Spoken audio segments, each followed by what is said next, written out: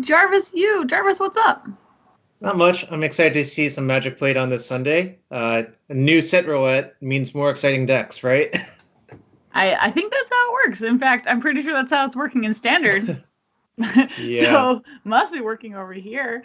Uh, should we talk a little bit about what the set roulette or what this whole thing is? What are we even doing? So the constructed set roulette is a format that, let's put this over here. It was originally created by Pascal, who runs the Mythic Society. And it was just an idea to be like, hey, we don't have a lot of deck building puzzles going on these days. Let's create one. So every month we run a tournament as of today. And we pick 6 sets in Magic's history. We have sort of a structure to how they're picked. They are random, but there's some rules. So there's always going to be 2 large sets, which, is right now a lot of Magic sets are coming out that are large, but there used to be small and large sets combined. We also get 3 small expansions and then a core set, which is usually the summer set is probably a better way to think about it. If you go further back in Magic history, they're not always very clear that they were a core set, but someone tells me they're a core set and I believe them. So that's how that works. So 10 or I think maybe 8 days before the tournament, so on the previous Saturday, Pascal usually streams drawing these random sets. So last Saturday, they pulled sets for this tournament, and they are as follows. They're M11, that is our core set. I can tell you that one with confidence. Zendikar, Avacyn Restored, Eventide, Eldritch Moon, and Guild Pack. I'm going to assume Zendikar is definitely a big expansion. Yeah. What's the other big one? My guess would be, wait, Avacyn Restored was the 3rd set in the block. Probably not that.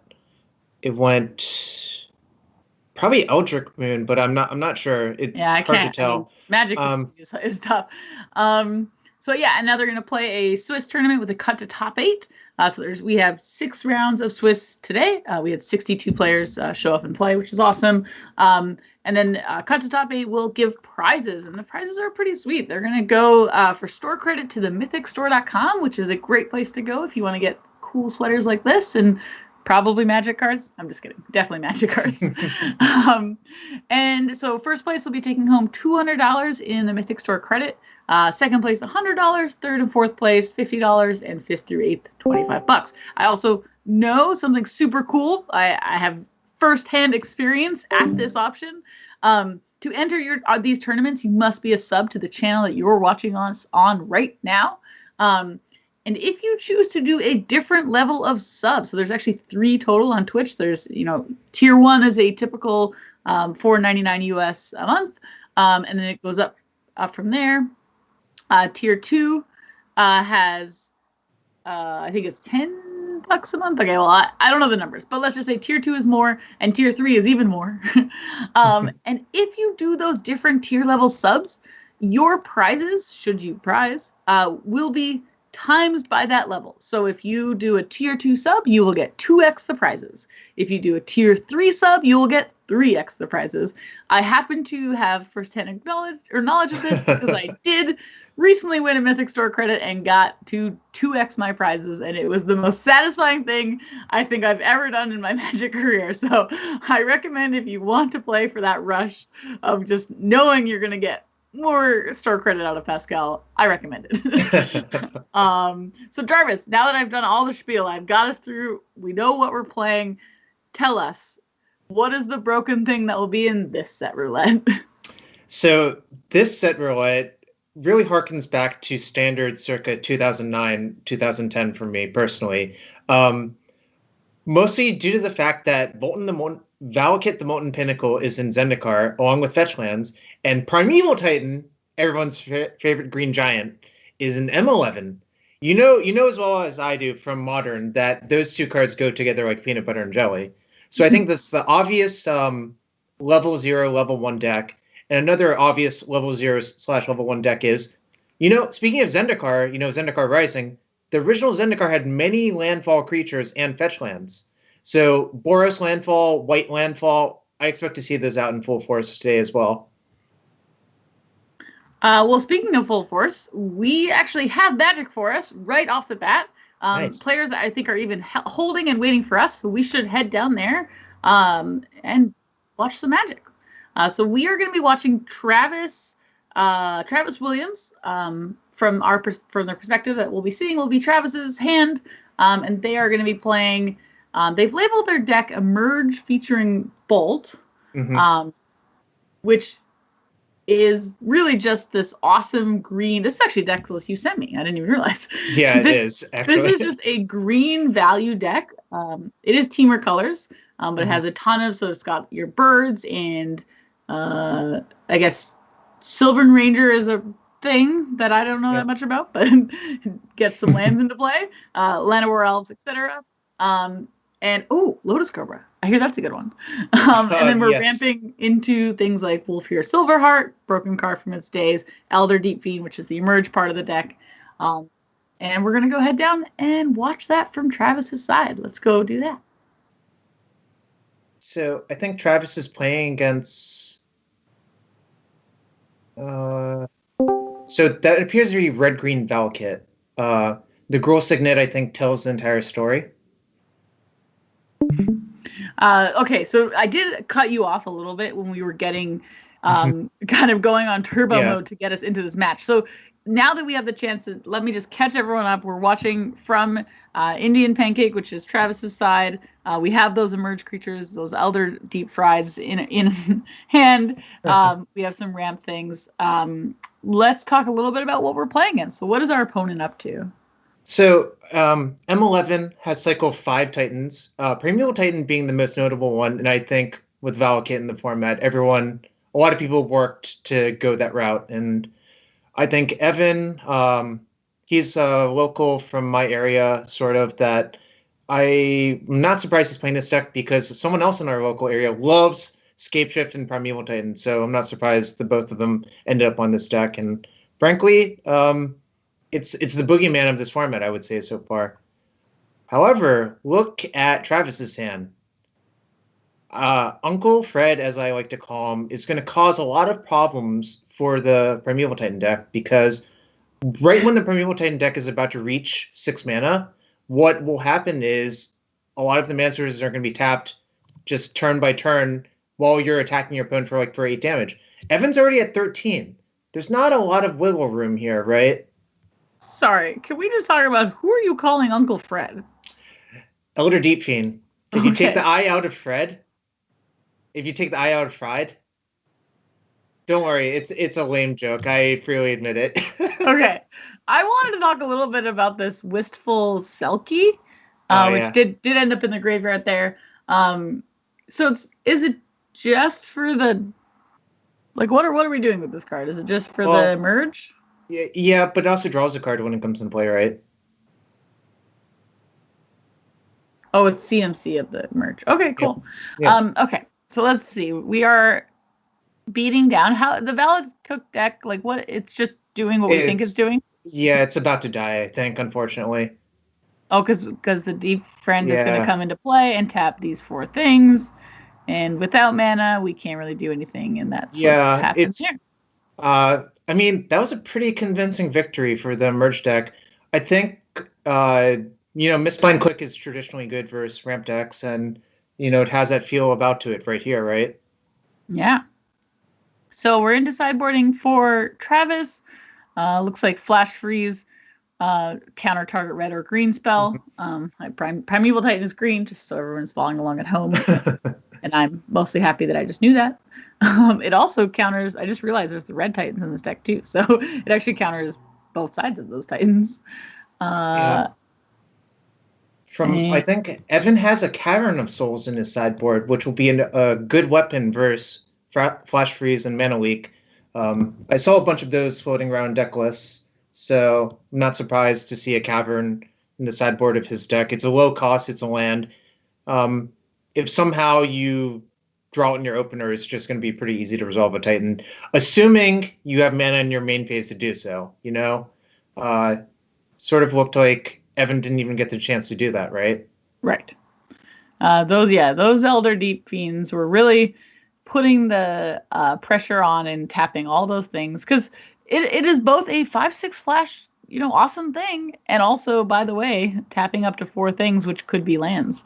It's been a while since I've played with the Elder Deep Fiend, but it is one of my favorite things about these set roulette tournaments is, as much as I don't have a deep history in Magic, like you may have, Jarvis, not at all calling you old, I do get to see the powerful things that went on during my years of Standard.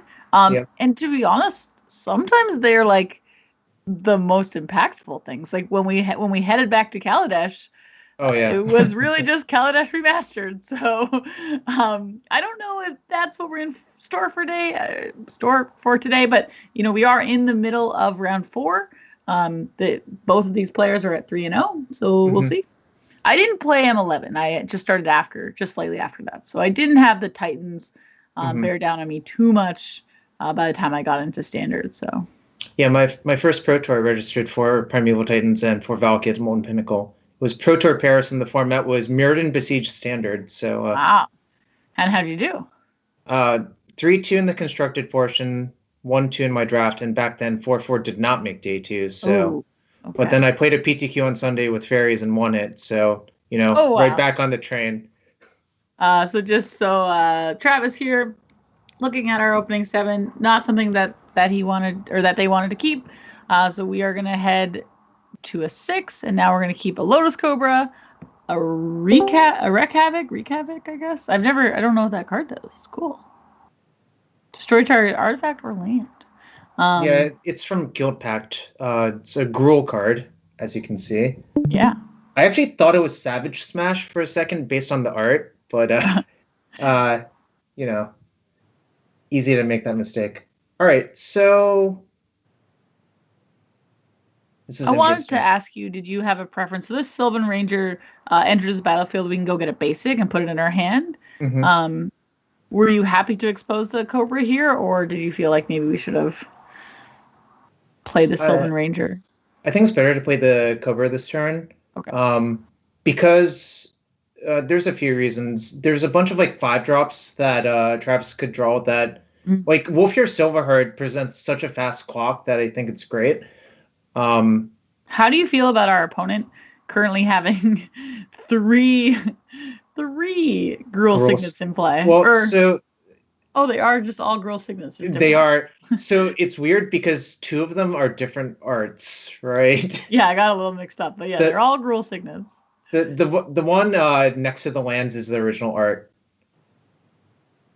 But so we're gonna play this Scalding Tarn. We're gonna get some mana, probably one of the blue, red, or green. But I'm thinking blue, but I'm not sure. I don't think it's going to matter because I think you have to crack your fetch to cast Wreak Havoc, which is, I think, what's going to that's what Travis was thinking about, rather. Okay. I think what's likely to happen this turn is both Wreak Havoc and Preordain are going to be cast, and you actually want to cast Preordain after you crack your fetch land anyways. Oh, so this makes sense. Okay. Just a kind reminder for those who haven't been playing Standard over the last 2 days. Lotus Cobra, a pretty amazing card. It does have landfall when a land enters, make any color of mana, and with lands such as fetch lands, which bring in really 2 lands in the same spot, are pretty unbeatable here. So don't fire up Arena if you don't want to play against this card. But it is pretty cool. In this spot, we are going to get rid of one of these lands. Is that going to do it? Is that enough interaction? No, I don't think so. Well, pressuring, and there's still a lot of mana on the other side. The problem is Evan still has 5 mana sources after he casts a Stone Rain, right? Yeah. So I guess one thing to note is these signets don't help with Valakut. Right. But it does help with casting Primetime. Yeah, and I think the theory behind this is, it's not the ideal Accelerant. There's not many 2-mana Accelerants in this format, Lotus Cobra and Gruul Signet being the most notable ones. And I think the idea is if you resolve Titan, you're in such good shape anyways that it's worth playing what's not an ideal Accelerant, right? And there's likely not direct, super direct removal, at least not from this Teamer deck, I assume. No. In fact, we can't remove it. We can't even block it. So I think Evan's probably going to win this one, if I had to guess. Okay, fair enough. Well, we get to use Sylvan Rangers to go get a basic. Yep. Put in this forest. We'll get an extra color, and then we'll get to play this Foul Emissary? Yeah, you could play Foul Emissary or the Wistful Selkie. Oh, right. So I guess they both draw a card, and one yeah, looks at a lot more. yeah. I think what Travis was hoping for was to find a Elder Deep Fiend in the top 4, Right. but that did not happen. You know what's also kind of wild here is even though we Stone Rained last turn, our opponent just has 5 lands again, and they're about to go up to, like, they're just going to get Valakut online on this attack. If this is a second Titan, I actually think it probably is lethal, but I did not do the Summoning Trap! Woo! So what is this one? Okay, so it has a lot of words on it. You can play it for 0 if a creature spell gets countered this turn. Okay. But you look at your top 7 cards and put a creature into play. Oh, okay. So very good with 8 Titans in the deck, Wow, that we really just got to see both. Game 1, we got to see Travis just do their thing, play the little deep friends, boom, boom, boom, attack. And then in Game 2, we got to see Valakut be like, oh, we don't need to do anything but play this very good cube card called Gruul Signet. Actually, the Gruul Signet's probably not even that good in cube. It's fine. It's a Signet. Primeval Titan and win the game. Pretty exciting to see some really, eternal format level decks kind of showing up here in our little random set roulette that we've been doing. This one being the modern Valakut deck. So again, another mulligan for Travis, down to 6. But this hand's pretty reasonable. So yeah, what are you feeling here for putting back? Probably one of the green cards on the right-hand side, either Sylvan Ranger or Foul Emissary. Okay. You could actually make a case for Preordain as well, I guess. So would you love to see a Zealous Conscript steal a Titan? I wanted to steal an Inferno Titan, not like so. The problem with Travis's deck is if you attack with a Primeval Titan, it doesn't do that much. If you attack with an Inferno Titan, it probably kills your opponent. Okay. Well, let's see how this works out. We are keeping the 6, as you kind of alluded to, and now we're deciding what to throw back. Yeah, it's pretty complicated. I don't think you're allowed to ship any of the lands or birds, so it's 4 right-hand cards, and I think that is a little bit more difficult. So it's pretty interesting because so on turn 1 we're gonna have birds, so we get 3 on turn 2, which is why maybe the Foul Emissary is a little bit more valuable. I'm weirdly tempted to just put back the big thing. Like maybe we have to try and stabilize because our hand is not phenomenal, but it looks like Travis decided to put back the Preordain and just say, hey, I have all these threats. Well, mini threats, I guess. They'll get me to the Elder Deep Fiend plan, and that's what we're going to hope to do. So I think that actually makes sense if you're planning on, well, our birds died. But this is okay. We do have Sylvan Ranger to ensure our Good thing we third didn't put land that drop. Yeah.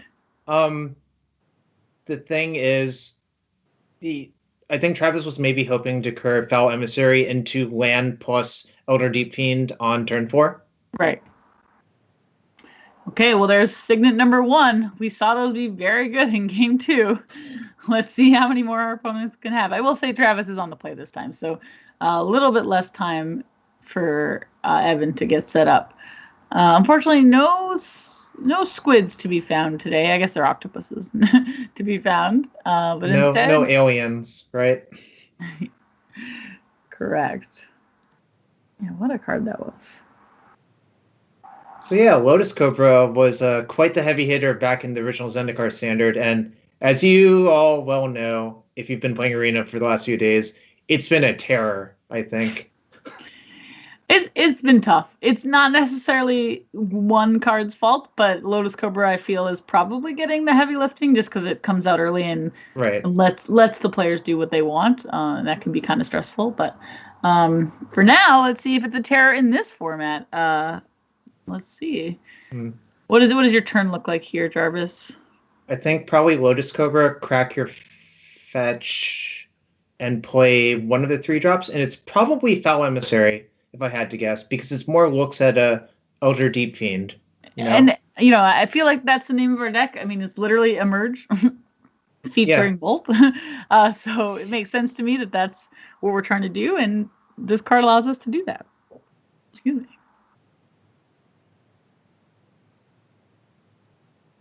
Did we find one? We did not. We found a Frost Titan. And also, we don't have a green untapped. If we had left a green untapped, we might have been able to play Llanowar Elves. Well, we didn't have. We made double blue with the Lotus Cobra. Yeah. So we actually couldn't leave it green. We could have fetched a green, I guess. Yep. But we don't want to do that either. So, yeah, it was tough. It was sort of in a spot where it didn't seem like Travis knew which of the two creatures that they play. So any Titan is bad. See, this is just Titan. Kill all 3 creatures. This is bad too. It's like this is probably better for Travis, but still, it's bad. Yeah, that one's gonna be tough to come back from because we actually do have the Zealous Conscripts, but not much we can do with it. I mean, I think Travis might be dead before he gets to cast the Zealous Conscripts. Inferno Titan hits really hard. Do we have another island? Because no, we can get a forest. Okay. Yeah, we can get a forest. I forgot that the Selkie can be either or. Yeah, it's from Eventide, I believe. Okay. So let's see. We can pump Inferno Titan 5 times with what's showing. Any land allows a 6th time. A second Titan, I'm pretty sure, is actual game. But let's see. If we kill both, pump 5 times, we can only deal 11 damage at most. So when it enters the battlefield or attacks, it deals 3 damage divided as you choose among 1, 2, or 3 targets. Well, our creatures are vulnerable to that. Oh, this is another. What is this? Oh my gosh! That's it, right? Yeah. So I think what you do is you get 2. Yeah, that works. Just send them all upstairs. Wait, no. No, it's not lethal, but I don't think the Rug deck can come back from this. The Tumor deck. Unfortunate. So yeah, we get to attack and kill both the blockers. Yeah. And I don't know if you're wondering, Titans are really good. I wasn't wondering. No, I'm kidding. Okay, well, I don't think that draw is going to cut it. I guess we could steal one. Can we do any sort of shenanigans there? So if wait, is ironic? Whoa! No, doesn't the Infernal Titan do? What does it do? Yes, damage but to? you can just block with the Perennial Titan. So it's not game yet. Actually, I think you can force a trade, but wait, no, you can't even force a trade. What is going to happen is you just block the 3/3 with your Titan. Yeah. Well, no, can't you do 3 damage to the prime time if you do that? Yeah, but then Evan's not dead. Then you just don't block. Right? Yeah, okay. Good point. Yeah, it's a really rough spot to be in. Yeah, I was thinking about it. I'm like, it's actually lethal if Evan had played a spell instead of a blocker. Right. Because you need all 3 points of Inferno damage to go to the face for lethal. Right. But I don't know, this was a sweet game. Like, it turned out to be... It looked like it was a runaway, right? Right. But it basically was a runaway. But at least it gave us some excitement here. So we have the Zealous Conscript doing what you asked it to do, to be fair. Yeah, you asked it to steal an Inferno Titan, and it has done that, Jarvis. Can you ask for anything more? No. Well, I got to see what I wanted to see. It just wasn't good enough for Travis, unfortunately, right? Very unfortunate. You actually misled us because you said if it steals an Inferno Titan, we will just win. I believe those are your words. We can look up the reel later. Look. I was really close, right? You actually were really close. As we were talking, I was like, wait a minute, this is 12 damage. But unfortunately, there was a blocker in the way. Evan saw the line. You just don't block, and that's game. The scary thing about not blocking is you died a Mountain Bolt, but that wasn't meant to be, right? Yeah, it was not meant to be, at least from our side of things. But unfortunately, that does have this match ending. But don't worry, we'll do our best to find more magic for you. So the results will be in very shortly. But they will be Evan Appleton taking down this match with what I'm afraid to say is maybe a statement we'll say a lot today. Red-green Valakut. Hopefully that will not be our day forever, but this is where we're at today. At least this round. I will say that I really loved Travis's deck, and at 3-1, we'll hopefully continue to see them playing some Magic with us. So while we're heading back to us, hello, welcome back. We are going to dig around on the internet and find some more Magic for you, and when we find it, we'll ship us back over there. But for now, looking at those two deck lists, we haven't had a chance to really tell you about the full format yet, maybe just because we don't quite know what it is yet. But let's say that those two decks are the kind of pillars. There we go. There's the word. Pillars of the format. How are you approaching sideboarding? What do you think the matchups look like? Do you think that one is favored to the other? Give us what you think. So I think the red-green Valakut deck will be on everyone's mind for this tournament. That's why you see cards like Flash Freeze, Mana Leak, and to counteract that, a lot of the Valakut decks are playing Summoning Trap, Cavern of Souls, and there's probably another good anti-blue card that I'm not remembering right now, but I think Cavern and Summoning Trap are very, very obviously directed towards that, right? Okay. Do you think that our day is going to be top 8 is 8 Valakut decks, or no? Do you have hopes for a hero? I have hopes for Boros Landfall personally. Okay. When we have a chance, and that chance might be right now, we can go and check out that deck list. But for now, I think we found us some more Magic. We found some more Magic, which I said, with Benjamin on mono red. We're going to jump down into the match and check it out and see where we're at. So we know we're coming into a game. It's turn 3. Can't tell you much beyond that. I don't know where. I know we're in sideboarding, mostly because there's a ley line of Sanctity in play. But I can't tell if we're game 2 or game 3. But have you had a chance to look at this mono red list? I didn't really. I have, actually. It's splashing blue for counterspells on the sideboard. Plays a lot of really good cards from Eventide. I don't know if you remember, but Eventide was a set where there were a bunch of hybrid mana cost cards. Figure of Destiny being notable. The blue-red God, for lack of a better term. The white-red God. And, just a lot of really powerful red cards. They all are red-red or red-red-red, basically, from that format. Was that just a thing with Eventide? Why did it have so much? Yeah. I don't know what the word would be, but why did they have just? The gimmick was it was a lot of hybrid mana costs, but really the correct thing to do in draft was just force a monocolor deck and draft off the card 5x white card. It doesn't matter if you're just mono white, even if it's white black times 5 or blue white times 5. Right. So that's why you see all these cards like that. Okay. Well, speaking of Figure of Destiny, a pretty maybe not known card to everybody, but I've seen it around. It basically grows through some stages. Currently, we're at its 2/2. We can dump 3 more mana into it and become something bigger.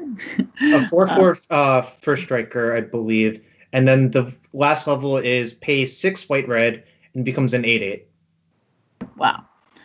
Pretty cool for a mono red deck that has, probably a ton of early plays and then sometimes runs out of things to do with their mana. Not in this particular case, but I could really see this being kind of cool, even in maybe current standard. Just kidding. We're fine for now. We do have a Thermal Alchemist, which is a card that I have played with kind of recently. And that's the 0/3 defender that you can tap to do a damage, and then when you cast an instant sorcery, you untap it. So you can kind of really get full value out of some of your burn spells, including these lightning bolts and such in our hand. Oh, our opponent is attacking with a Figure of Destiny, and it is being Blessed Alliance, which is really a card that was so sad to get blown out by. It was no. So the sack an attacking creature, which has happened, and actually kicked, so gained some life as well. We do have 2 Thermal Alchemists, so these burn spells in our hands, including the bolts and the burst lightnings, are going to add up, and they're going to add up quickly. The real problem is we have to throw them all at ourselves because of Leyline Sanctity, right? Well, that's a pretty good reason to remember what was in play.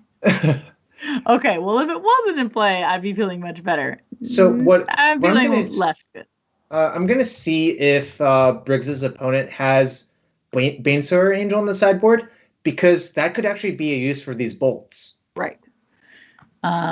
If we can, yeah. So we really, there is just, fortunately, another bolt off the top. We're on a slow 2 damage race. Luckily, these Thermal Alchemists do work. I should clarify that they do damage to each opponent. So they do not get past the thing that I wasn't paying attention to. But they don't get past Day of Judgment, unfortunately.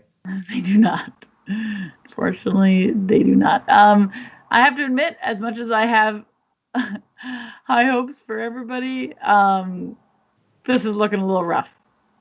This is a tight play. We're using Burst Lightning on one of our Alchemists before it goes out. And then we're using Lightning Bolt on the same Alchemist. We're just converting all of our cards to shocks to the face. I mean, I'm in for it. We did try to do as much damage as we could that turn. Our opponent is now down to 13. And so we have a haste creature in our hand, but it's a 4-mana haste creature. Yeah, it's Archwing Dragon. Archwing deck. It's from Avacyn Restored. And the reason I know this card is people used to Cavern on Dragon and just attack with this every turn versus control decks, and none of the control decks in the format could beat it, because all of their removal spells were basically sorcery speed. That's pretty cool. Oh, because at the beginning of end step, return it to the... Exactly. It dodges Terminus and Bonfire of the Damned, which were heavily played in that format. So, does this mono red deck have Cavern in our deck? Miracle. Oh, a Miracle with Thunderous Wrath, but there's not a good target for it. I would doubt that it has Cavern. I don't think that's its primary plan. Okay. But it was something you could do in that format, and I remember because I practiced a lot for that block event. Okay, so we're getting another for C. 4C. Draw 4, or sorry, scry 4. Then draw 2. Yeah, that card's originally from Future Sight, but I think it's an M11.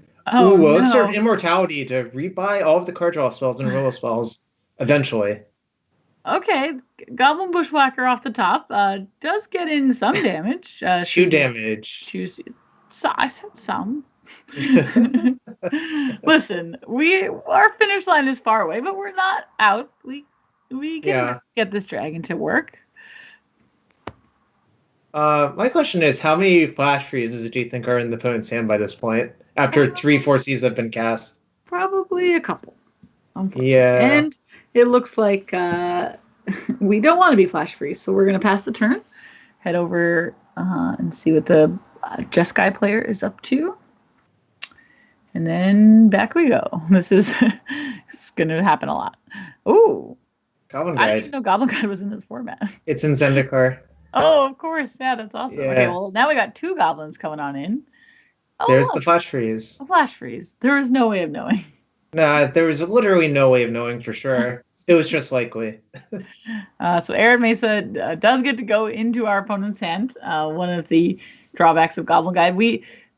For those following along with Standard, there's currently a new Goblin Guide in very large quotations.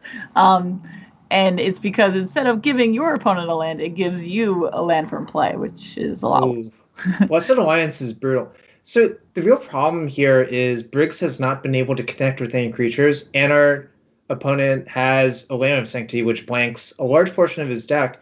So, yeah. I mean, we'll look at Briggs's hand. There are 5 dead cards. Can you afford to mulligan 5 times in one game? Probably not. But we are going to get to cast this dragon, Jarvis. So let me have this moment before it gets flash freezed. Or Blessed Alliance. Or Celestial Purged. Okay. Enough. I'm out. I'm tapped.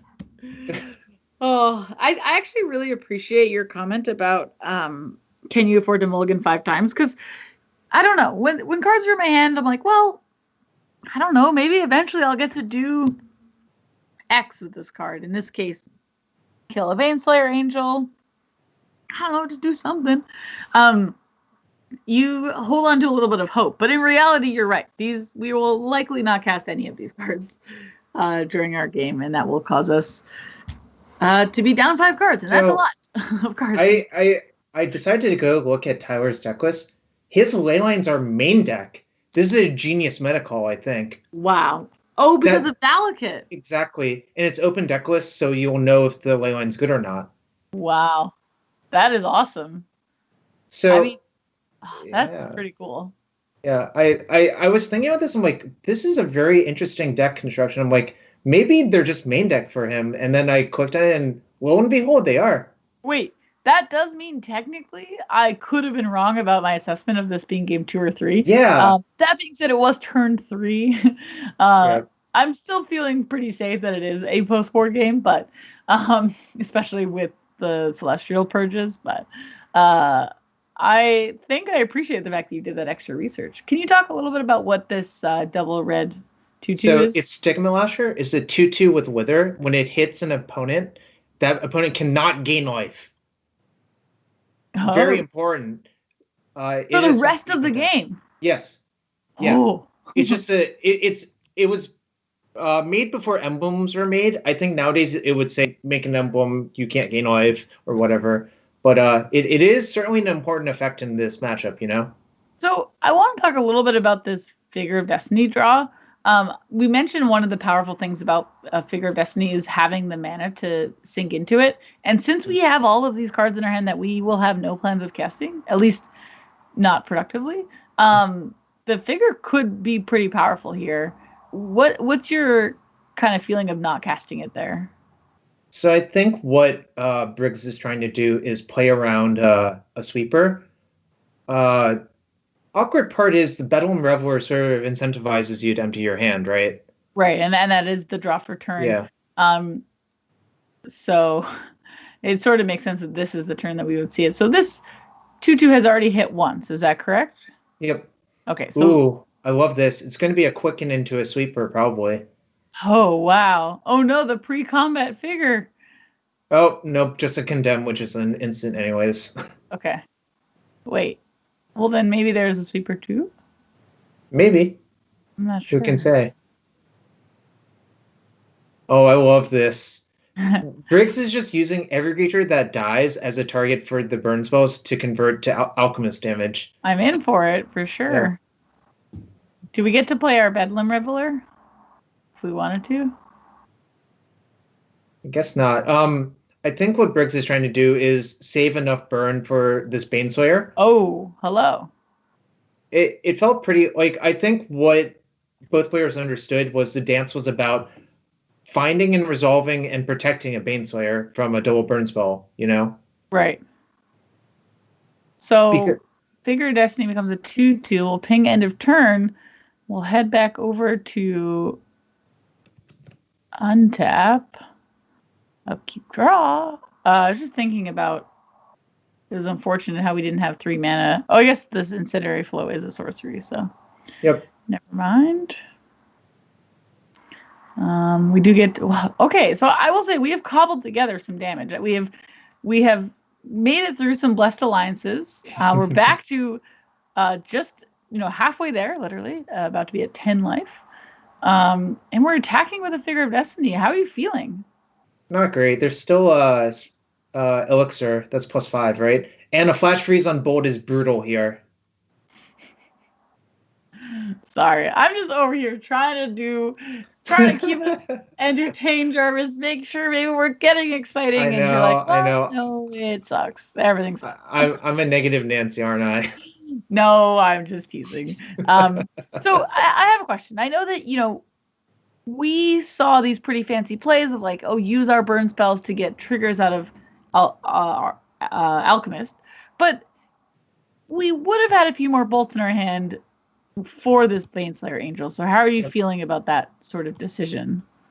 I think we were so flooded with burn at the time that it was fine to do that. And plus, the Bedlam Reveler really makes you want to use all of your stuff. And there are Bedlam Revelers in Benjamin's deck, right?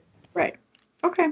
I thought the plays were really fun and made sense at the time. It just feels a little sad now, looking at this Baneslayer Angel going about row.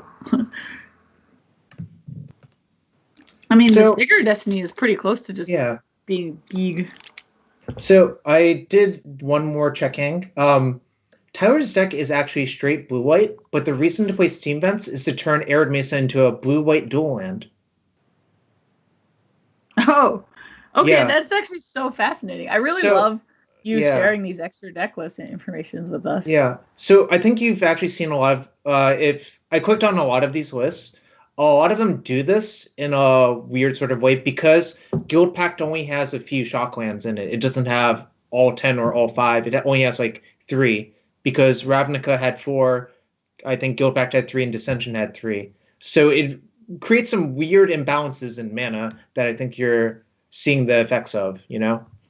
Wow, that's really cool. I didn't really have. I don't know. I'm just used to there just being 5 and 5. Perfect mana. Yeah. Yeah. Yeah. I think it's kind of cool to see asymmetrical cycles sometimes, and what can happen with deck building when that happens, right? I'm chuckling because we've brought it up a couple times, but this standard format has a new asymmetrical. Yeah, I know. With 6 copies of a land cycle.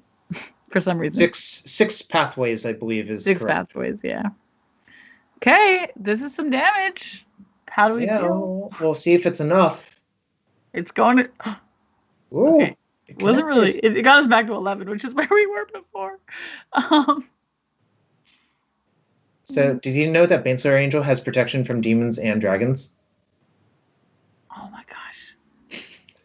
It's here now. But it's also funny because it has First Strike, so it's sort of redundant here, right? Wow. Baneslayer Angel, by the way, is a card. It's a house. This card is available, in standard as well. It is in standard. So look, we see Zendikar, we see M11, we see Zendikar and M21. They're basically the same thing, right? Yeah. We built our own standard, and this is it. Ooh, now there's a card I can get behind. I loved a good Vexing Devil. When I first started playing Modern, I built like a budget red deck, and it had some beautiful Vexing Devils in it. Yeah, it's funny you bring that up. I hate Vexing Devil. That does not surprise me in any way. I prefer for my red cards to be consistent, is how I would put it.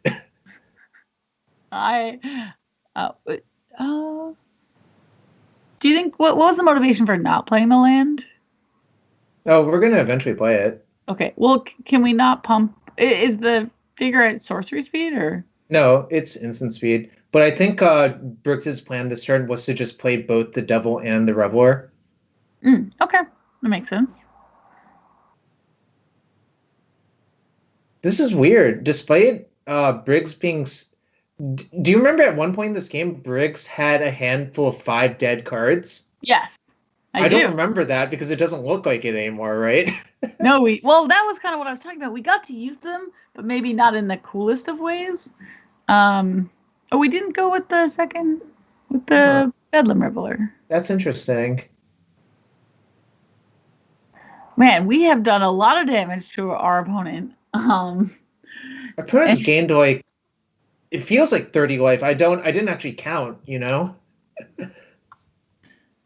yeah, Benjamin Briggs here has taken a lot of hits with his Baneslayer Angel, so we might be in a bit of trouble. And while the dragon doesn't really allow for it anyway, we couldn't even have a way to put this dragon as a blocker for this angel because, as you did say, it does have protections from dragons. So if we could find a way to keep that dragon in play, it wasn't doing us any good anyway. So I feel like the key moment of this game recently was when our opponent condemned our Reveler. We played the Devil out, but we didn't play the second Reveler out. I feel like if they have a sweeper, they don't condemn the Reveler there, right? Right. So it's like a small tell, but it could be a bluff, obviously. But I think it would have maybe worked out a little bit better if we had done that last turn. Yeah, unfortunately, we don't have a great plan to stop this Baneslayer Angel. Well, so did you know that the level 3 on Figure of Destiny gives it flying? Oh, I didn't. Oh, we don't have enough mana to do level 3, though. Yeah, but I think we could have also planned to do that as well. Okay. Is this lethal? Maybe. This is haste, right? Yeah, and +1/+0. Okay, hold on. This is a lot of damage. If we can get over the finish line.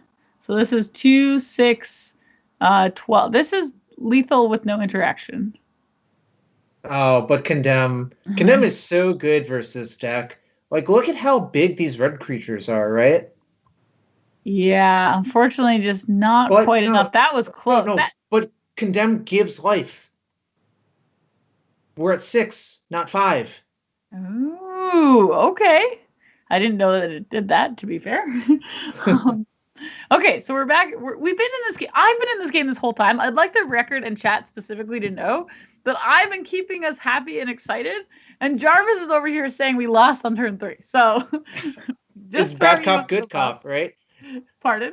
It's bad cop, good cop, right? So has this Baneslayer Angel attacked 4 times and this is the 5th? It feels like it's been more than that, but I can't really tell. It feels like it's attacked since I got up this morning, so I have no idea. So Briggs is at 1. We do have a lot of options for damage. We could, potentially pump up to the 4/4. I tried so hard. Jarvis. I'm trying. I'm over here. I'm being excited. Would you say did it even matter? I just stopped talking is what I actually did. I was just so mad. I was like, this is it. Oh, the elixir's back. Oh. Okay. I didn't hear what he said. I was still just too sad and too upset over how this played out. Oh, okay. Oh, there we go. 2 damage at a time, right? Let's go. 2-1. Well, it's only 2 damage once, right? That's true. It's a 1/1 otherwise. Oh gosh. Okay. Oh, that's actually an amazing draw. Yes, you're gonna have to back me up. That has to be a great draw. So we have 8 mana right now. So we can go up to level 2 by the end of this turn. If it gets flash freezed, I'm hanging up from this call. Okay, sweet. No, you aren't. You don't know me. You don't know the power. Know you. I know you. Oh no! Go! Wait, right. How much can we kick this for 4? Okay.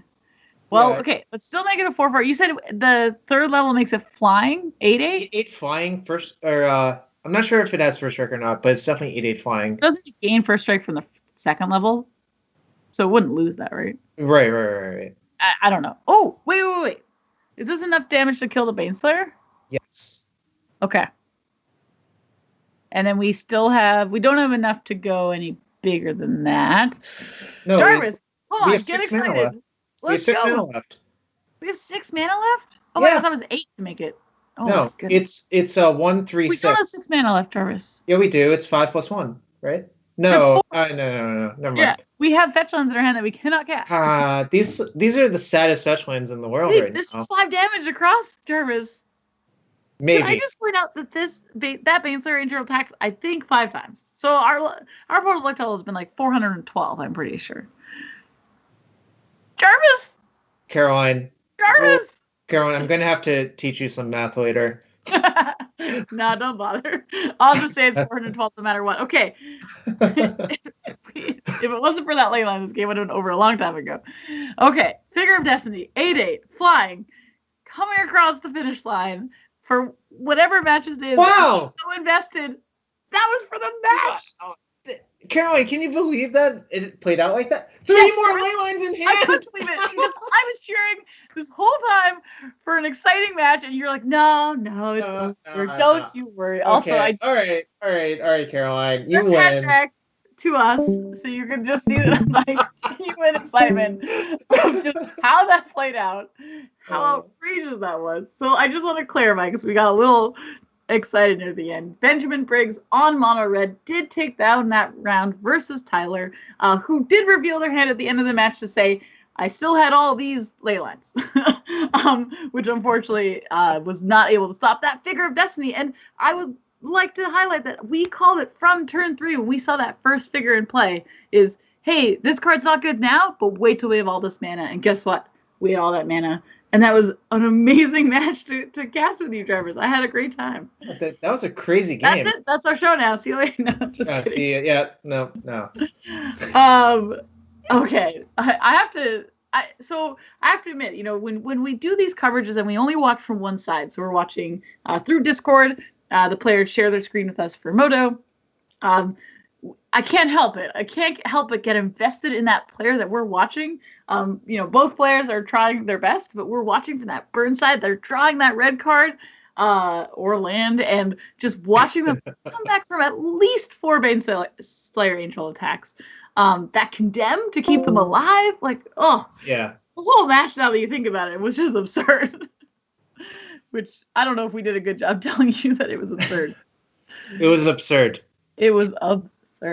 So the good news is that really does wrap up the round for us. There's 2 matches remaining. What we're going to do is take a quick break. I'm going to just jump around the room a little bit, get all my excitement out. We're going to join you back for the round 5. We'll have some more matches for you with Jarvis and I. You're actually with Jarvis and I all weekend. And by all weekend, I mean for the next couple hours. And I really hope that you come and join us when we're back in a break. See you later. Bye. Back from our break.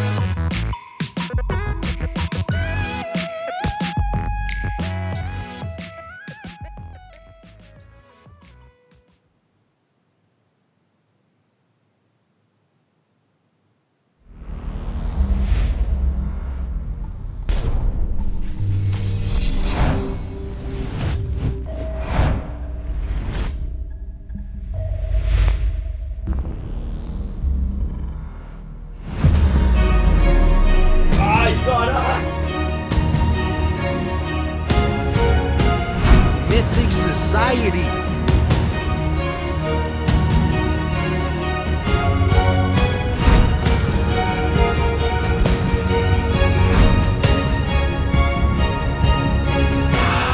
Playset Oil promo. It's a real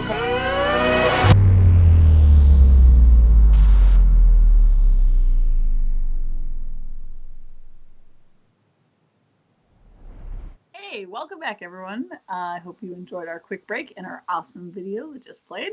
Not here, but I guess here. Jarvis, are you still really excited from that last round? Yeah, I'm super excited. That was the most come back from behind victory that I've seen in a while. It's the one. It's definitely been a recent one that I have seen, but I have heard some pretty crazy comeback stories, especially from some friends of mine. So I'm sure that's up there for just some crazy, not necessarily top decks, but just sticking it out and persevering through that match. In fact, we liked it so much, I think we're going to do it again. Benjamin Briggs actually advanced to 4-0. I unfortunately didn't know the record at the time. And we want to stick with it. We want to see this red deck. We want to see some more of those draws, those Figure of Destinies. So we will be following Benjamin into round 5, which is what we're queuing up now. And we will be bringing that for you shortly as we get all situated. And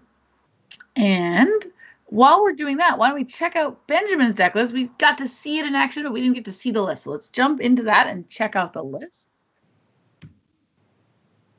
Jarvis, what stands out to you here?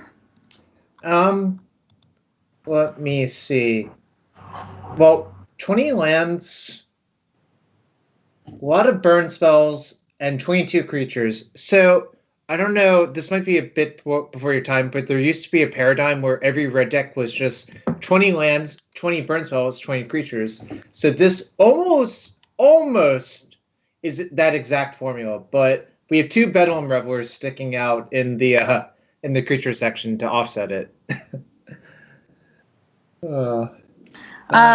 Okay, so we actually got to see a lot of this deck in action. Let's go take a look at it. Looks good. Let's go look at our opponent's deck list. Brand new deck. We've never seen this one before. Brian Paris is playing. Oh wait, just kidding. It's red green Valakut. Yeah. So let's go and check that one out.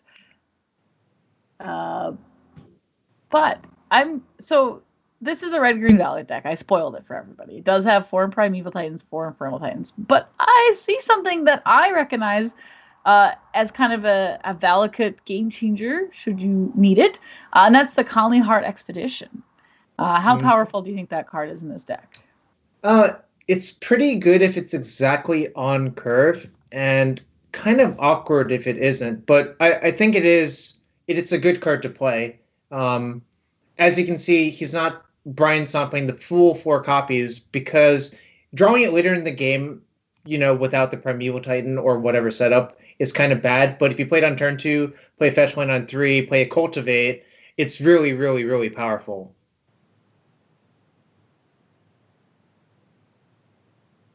Okay, so let's say these 2 decks we're about to play, which they are.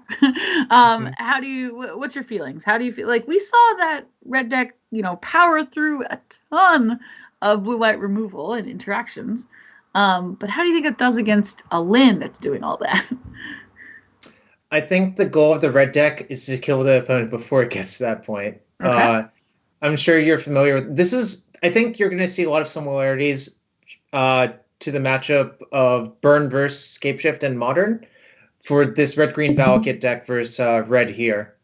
So I think red is just trying to kill the opponent before a Titan comes out, or at least put them low enough that they can top deck a burn spell to kill the opponent through a Titan, And we have a lot of those. We have Lightning Bolts, Burst Lightnings. We have our Miracle Thunderous Wraths. One thing about last match is we spent so much time ignoring the burn spells because, to be honest, we had to with Leyline of Sanctity in play. But this is not going to happen in this game. At least let me make sure, double check. Yeah. No ley lines in the sideboard. Nope. So we'll actually get to see those burn spells actually do some work.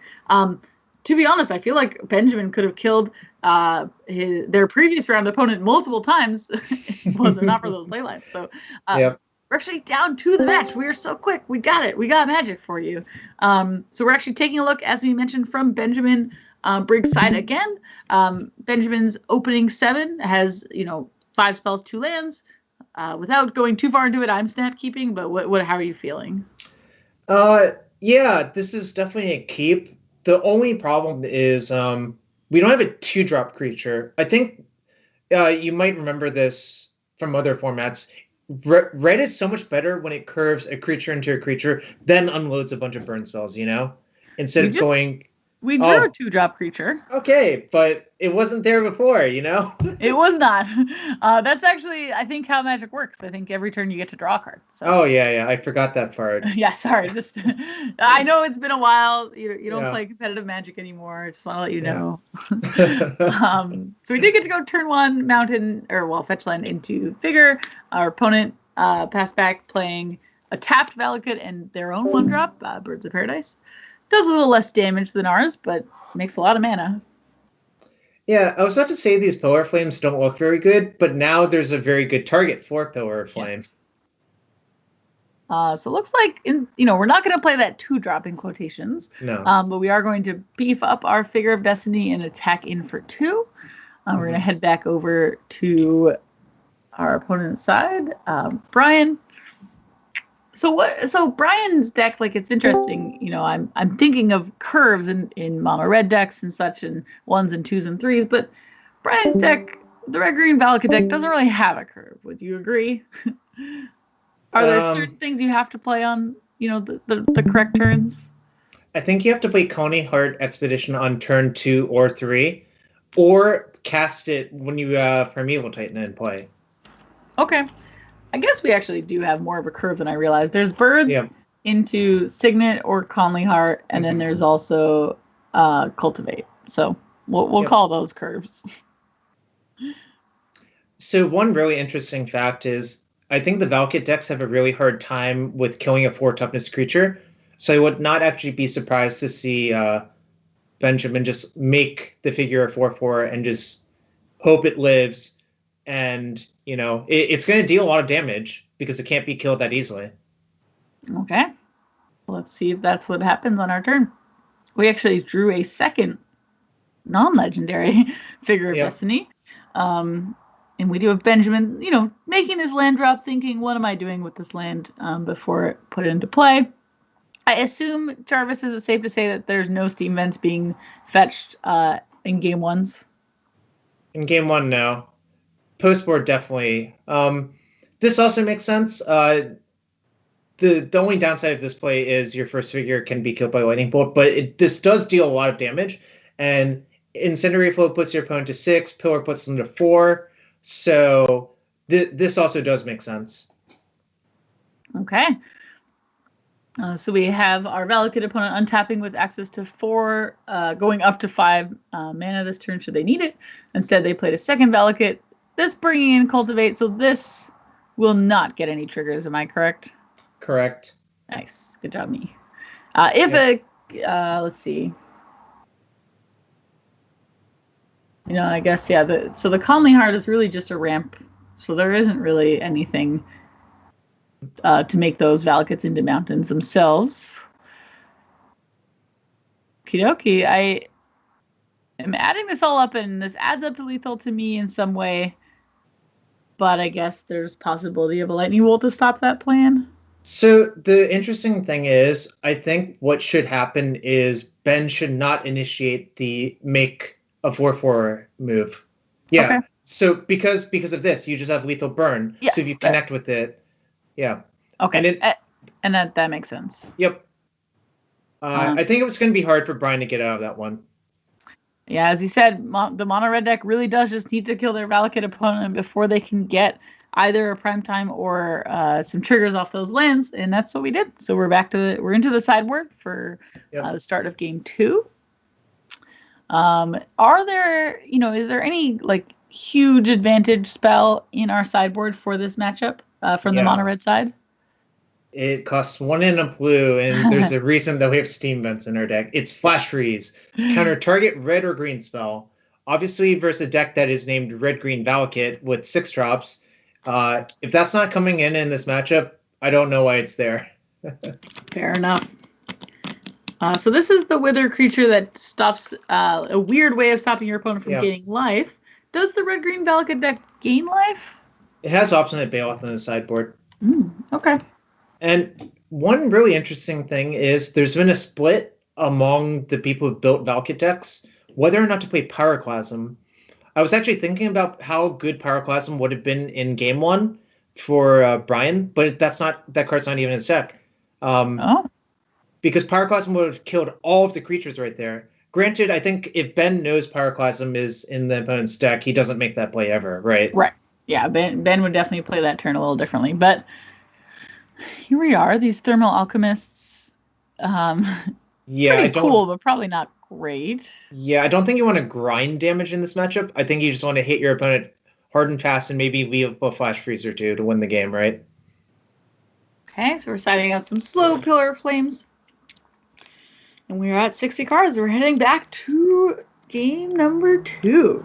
Again, just so you know, we're watching from Benjamin Briggs' side of things on this mono red. Well, it's got blue, but just for Flash Freeze. Mono red deck, and we're playing against Brian on the red-green Gruul Valakut deck. I think the Gruul deck is pretty popular. I don't know how popular this red deck is. Jarvis, do you have any knowledge on that? I didn't take a look. I didn't manage to compile numbers, but I think there's enough, like, maybe red-ish decks. Like, if you lump Boros with red, I think there's a fair amount. Okay, pretty cool. I know that if I was heading into a tournament and there wasn't anything cool in green, I would likely head towards this mono-red style deck. Bring back my Vexing Devils. Yeah, Vexing Devil does not look at its best here, you know? Yeah, just taking, I assume, likely just taking damage to the dome instead of letting a 4/3 into play. Yep. Or if you have a bolt in hand, maybe you allow it to chill. I don't know what it is. I know it's a bad card. I know choices aren't good, but it's just you're the first cards you play with Jarvis. You just have a different attachment to them. Can't help it.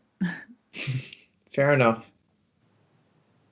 Well, we've seen this play before. Yeah. From the Red-Green Valakut side, they do play a Gruul Signet on turn 2 after their Birds of Paradise was bolted or Burst Lightning. They were being shocked. Official.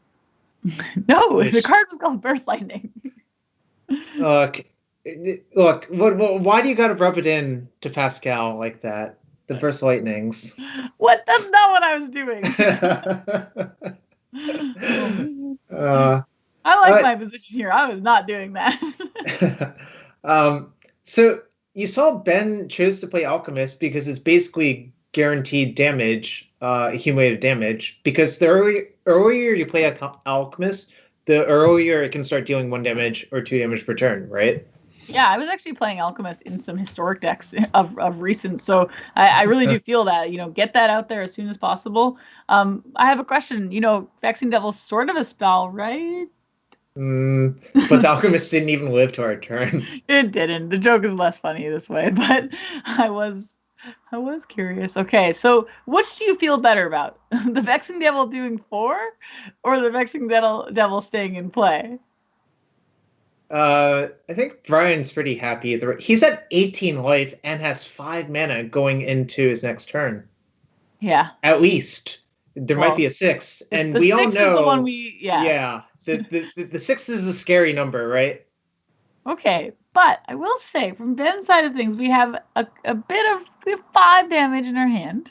Well, I guess we get him up to 7. But how about Obstinate Beowulf?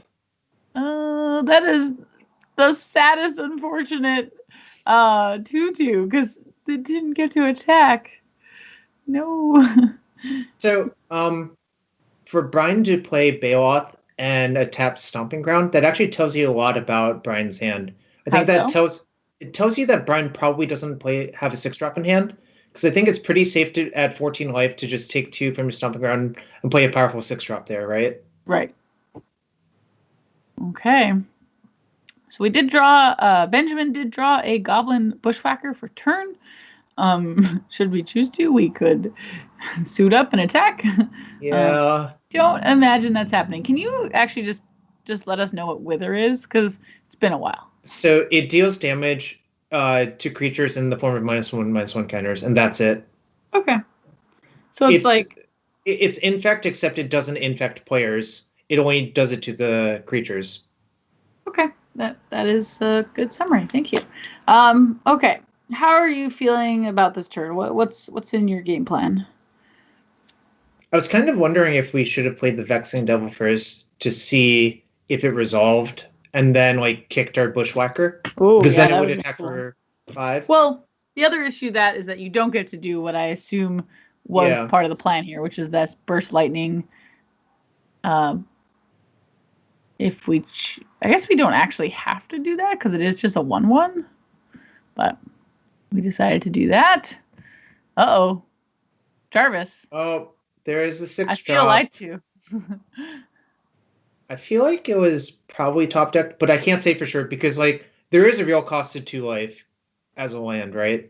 Yeah, I think it's reasonable though, being at such a high life total, that your logic makes sense. But hey, we're not playing the match; we're just watching. So there's now a Inferno Titan in play, and we have. Oh no! All of our creatures died to Inferno Titan. Yeah, unfortunately, we don't have a lot going on, but luckily. I don't know if you know this, but we get to play up to 3 games. So Benjamin here is up a game. Should this game go poorly, though we should never count Ben out. We have literally seen a match where they have come back from absolutely nothing. Yeah. But yeah, should this go not well, we do get to head back into the sideboard and fire up at game 3. So we are passing back to our opponent, Brian's turn. Oof. Casting a 4/4 that will gain us some life. Attacking with this 6/6, which will do at least a minimum of 9 damage. Likely more. Should some pumping happen? 9, 10, 11. Yeah, my guess is 11 because I would not want to crack that for a stomping ground just to deal 1 extra point. Is that because of life, or is that because Valakut is still a possibility? It's because if you put them to 4, both of your creatures are lethal anyways, so there's really no point in putting them to 3. Excuse me. Makes sense. And unfortunately, we did not get any epic comeback on that game, but as I mentioned, we do get to go back to sideboarding. Here we are. We're going to get ready for game 3 and head back to the action as soon as we decide, did we like our plan?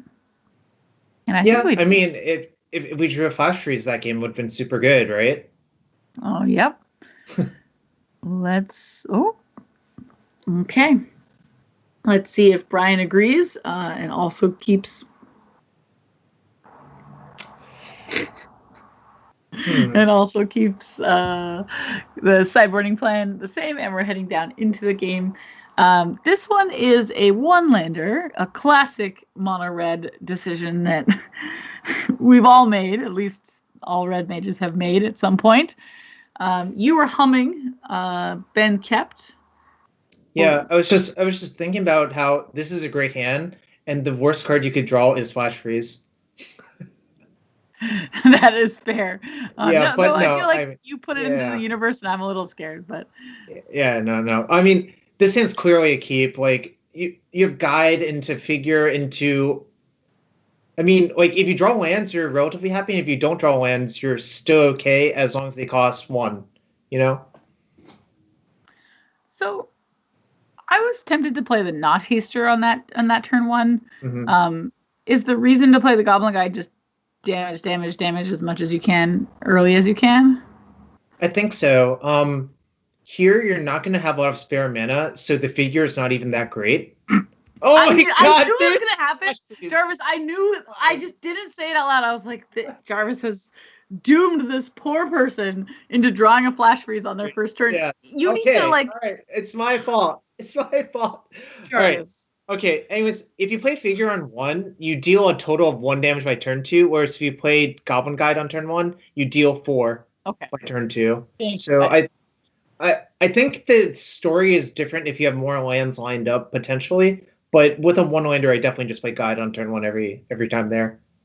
Thank you for clearing that up and for doing our the poor person who we're watching right now. Maybe they'll draw land this turn and. Hey, look at that. Okay, we need to, Jarvis, we have some power here. We need to talk about this. maybe we shouldn't be doing this. No, I'm teasing. That was an easy call off the top there, to be fair. So we do have the Goblin Guide getting one last trigger for our opponent. Does not look like it revealed a Bailoff. No extra card there. Obviously, a really cool card here. Sorry, I talked over you. What did you say? It's revealed Obstinate Bailoff, which is obviously a really, really powerful card. It is. We do have the Flash Freeze, but I don't know if you're feeling happy about Flash Freezing a Bailoff. It's going to depend on how aggressive we can get and whether or not we draw lands. Oh, you did mention in game one that this card should come down as early as possible, aka being turn 2. And actually, I think this might be turn 3. So, yeah, effect here would be pretty great, right? Yeah, I said turn 2 or 3 because on 3 it's effectively the same because you can play it, then play your land, right? Which is what we're doing. And a fetch land, for those that weren't watching when we were playing Lotus Cobra, does get to trigger landfalls twice. And in this case, really help this card get towards its goal, which is 3 counters, I believe. Yeah. Yep. At 3 counters, it becomes a double rampant growth, which is a pretty desirable effect in your deck that's full of 6-drops, right? Oh, the non-bow. Caroline, the non-bow. Teetering Peaks plus a defender creature. Oh, that is the non-bow. Sorry, I had to read Teetering Peaks. It had been a while. Okay, this when this card enters the battlefield, it enters tapped, and it may target a creature to give it +2/+0 until end of turn. And as Jarvis, jumped ahead for us, fortunately that Thermal Alchemist, it has Defender, so it can be targeted, but it's not doing much with it. I assume that's still something you're up to. I don't think you can afford to just chill on this land. I think you actually can, and I think you're going to see that because if you map out the next turn, what's going to happen most likely is your opponent plays a land here and plays Obstinate Bailoff. You don't want to really Flash Freeze that, so if you Teetering Peaks your figure, that's a 2/2, it can still attack through it. Okay, cool. And looks like, as usual, Jarvis was correct. We did not play our little land spell. We are going to get Bailoff. We'll get to grow our little Figure of Destiny up. Ping end of turn.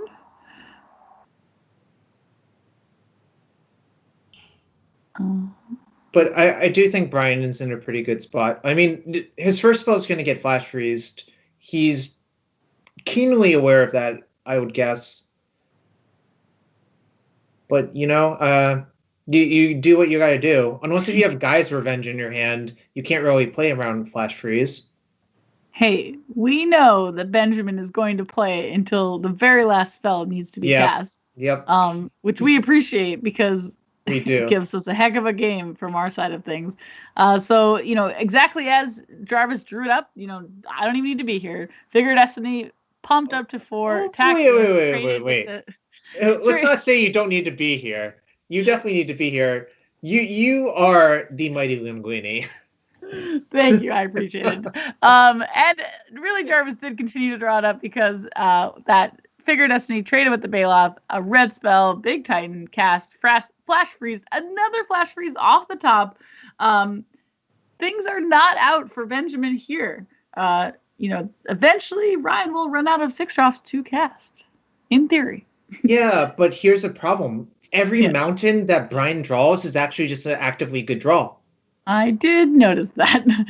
So Valakut, this is actually, I think, our first time of just naturally seeing Valakut into 6 mountains hang out. Naturally, in quotation, because there was some ramping to be had. But, previous games we've watched this Valakut deck, it did involve Primetime getting the Valakut. So pretty interesting here to see.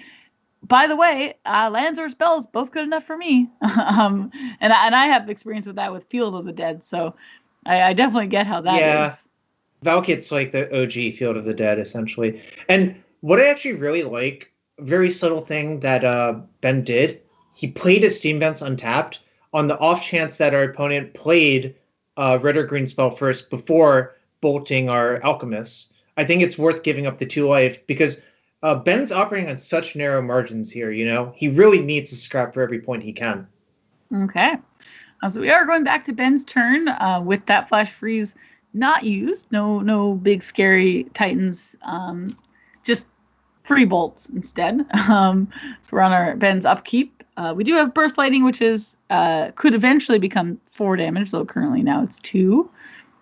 It's funny, we are talking about lands and spells being good draws. If you haven't had a chance to play it, the new Zendikar Rising standard set is out, including draft, and I was trying to get some wild cards, so I was doing some drafting.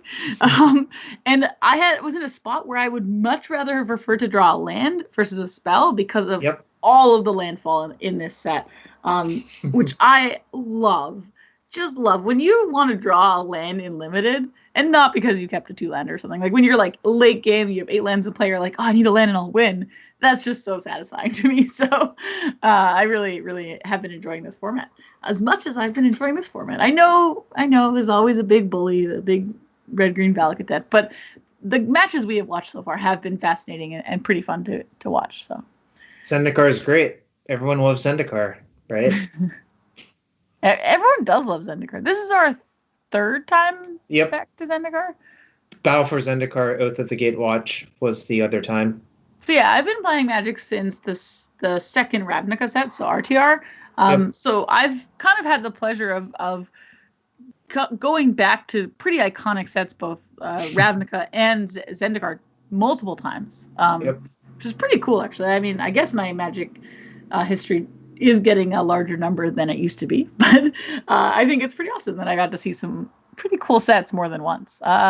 Speaking of awesome, we did draw a Haster off the top, a little Goblin Guide friend. Gonna go in and get at least a trigger if Brian wanted to. So it's going to reveal. Well, it's not going to reveal anything quite yet because it is getting lightning bolted. No, it's still going to reveal something. It's just we don't get the damage. Not quite yet. But it did reveal Colony Heart Expedition. Probably not exactly. Oh, well, actually, hold on. This is not true. If we can get it to go off, charged a bunch of bolts, right? It represents 2 bolts. Oh,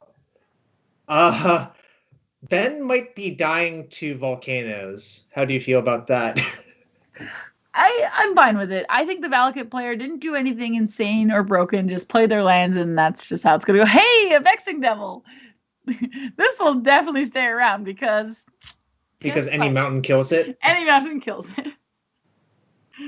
Oh, as much as I am, Oh, Gruul Signet is probably the worst draw in the deck right there, actually. Oh, but a land was played as well. I thought it was the Gruul Signet giving triggers, and I was very confused. Yeah. So that Vexing Devil did bite it. Goodbye. Let's do another cool draw. Hey, there we go. We got 2 more damage. That's all we need. I have learned from watching Ben play. We just need a little bit of damage at a time.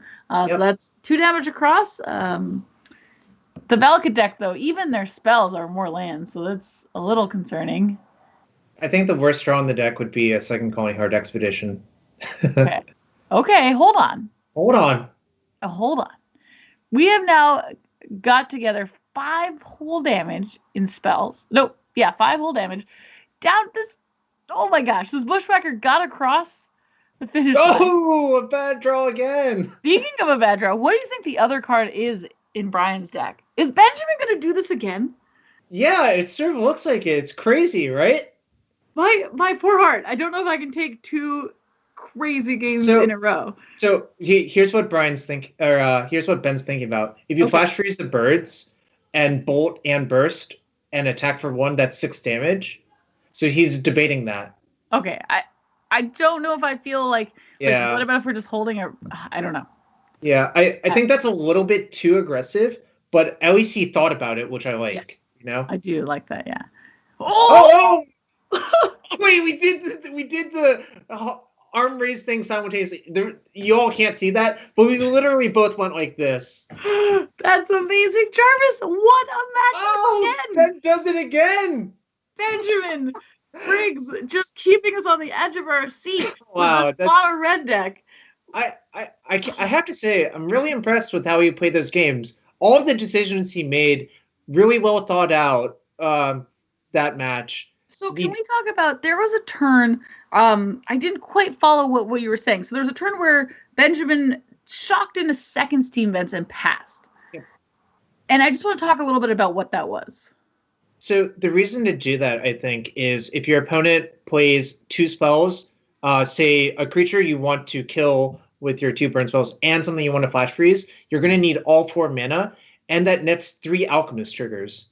That's why he did that. He thought his life total was enough of a resource to exchange for 1 point of damage on his opponent, and you saw how close that damage race was. Yeah, that 1 that's why I point brought could this very up. easily mattered.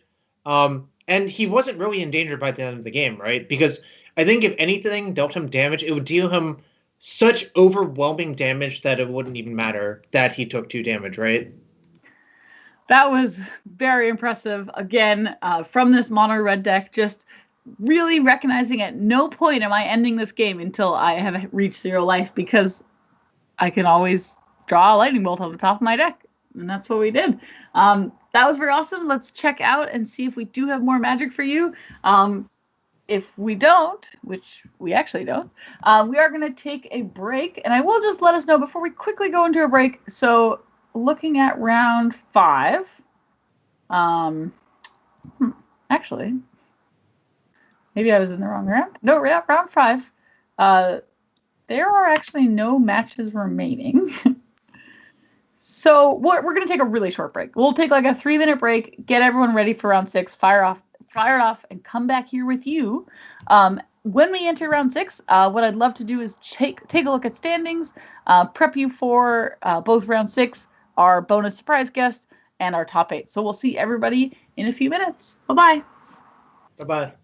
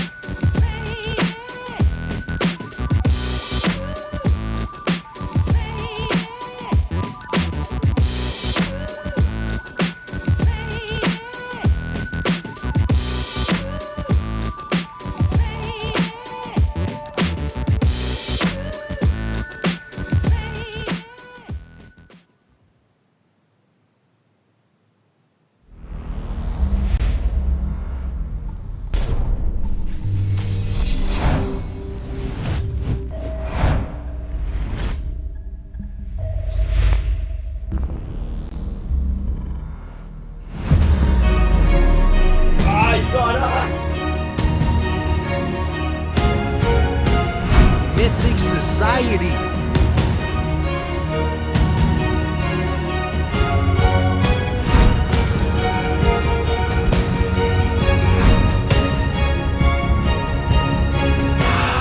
Playset Oil promo. It's a real.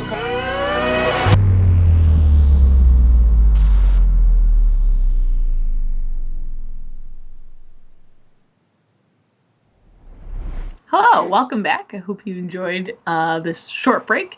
I really love watching that video every time. It's so cool. I really like DZ in the green suit. It gets me every time.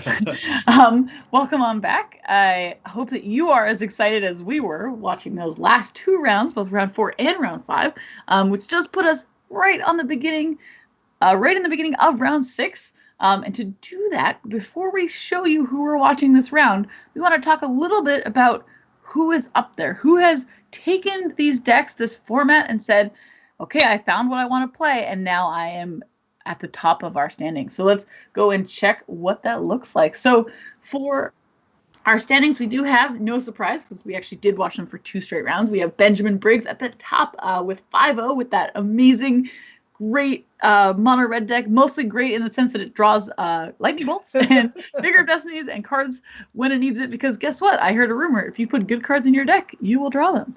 Yep. Then we do have another 5-0 player, Evan Appleton, who we actually did watch in round 4 as well. So they are at 5-0. And then we have a smatterings of 4-1. So we have Miles, Samuel, Brian, Travis, Tyler, all the way down. Some decks that are popping out there include Valakut decks, actually mostly Valakut decks, and some emerged decks, which we saw. We do want to talk just a little star on Miles' deck. It is a Valakut deck that has Eldritch Evolution, which will get us kind of to that Primetime plan a little faster. So we will maybe have a chance to look at that later. One thing to quickly look at these standings before we go into the round is look at those match win percentages. Those 62% for Samuel, 64% for Miles, and think in your head. There are going to be some matches, so there are no draws in this tournament. So a win for any of these players from 1 all the way down to 12 will be a for sure winning it. And likely, because this tournament is so big at 62 players, that's likely the end of the story. It is just all of these players playing for a winning in. And I didn't do the math. Jarvis, did you manage to, while I was talking, do you agree that these are just all winning ins for all 4-1 players? Or do you see any 4-2 players making it in? I think what's going to happen is maybe 0 to 1 4-2s will make it in. Yeah, so I haven't done. I have 7. I have 7. If everybody just straight up wins, there should be 7 players locked for top 8. So we do have one option to get a 4-2 in there. So keep an eye on that. But we are going to go and watch. We are going to look and hopefully be watching Samuel play a deck we've never heard of before. No, just kidding. Playing Red Green Valakut. I'm gonna make that joke all day because I don't have a lot of content since there is a lot of Red Green Valakut decks. So we are going to be watching that shortly. But I have good news for you. I think that we are watching from the side of Samuel, but I have good news in the sense that they are playing against a deck that we have not shown on coverage. Oh. At least I'm pretty confident this is happening, and maybe I should double check. So this deck is the. So just I want to catch you up before we go into the match. We're playing against Colin Roundtree, who's playing a mono white strategy. So we will see Figure of Destinies, and we'll see some other fun things, which we'll talk about in the match. So let's go down and checking. We are watching from Samuel's side, who is playing the Red Green Valakut deck, but don't worry, we do get to see. We do get to see those cool white creatures eventually. So let's head down to that match when we have a second. We're already there. Just kidding. And I'm going to join us there as well. So I know that you, Jarvis, you were trying to talk a little bit about this mono white list. Can you talk to me a little bit about it? So it is mono white. You do see Godel Shrine, but I think that's mostly for black cards in the sideboard. And a very interesting inclusion in Gwillian Hedge Mage. Actually, Jacob Negro also registered the same deck, but he named it Black White Hags because Okay. a hedge mage is a witch, Okay. and the creature type of hedge mage is hag wizard. Okay.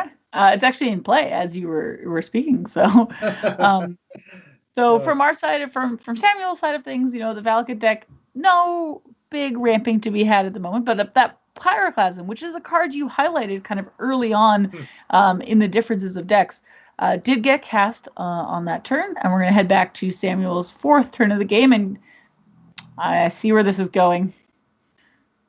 It's gonna be turn 5. Oh no. Okay. It could have been a turn 5 Inferno Titan if you played Oracle there. Oh, good point. For some reason, I was pretty fixated on getting this Baloth into play and gaining that 4 life.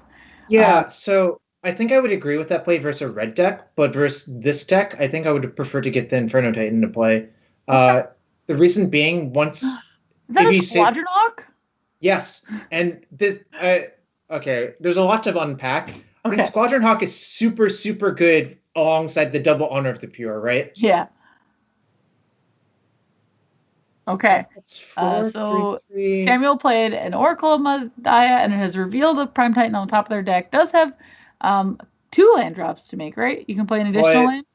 Yeah, the problem is Sam is just dead. It's 4 damage from Selfless Spirit, 3 from Hawk, 3 from Hawk. That is... Do we get a Valakut trigger, though? No. We need... we need... Okay. Yeah. Well, we rushed us into this to see... Honestly, I'm down to see a deck that isn't Valakut do something cool, and this was pretty cool. I think the mono white deck is in your wheelhouse.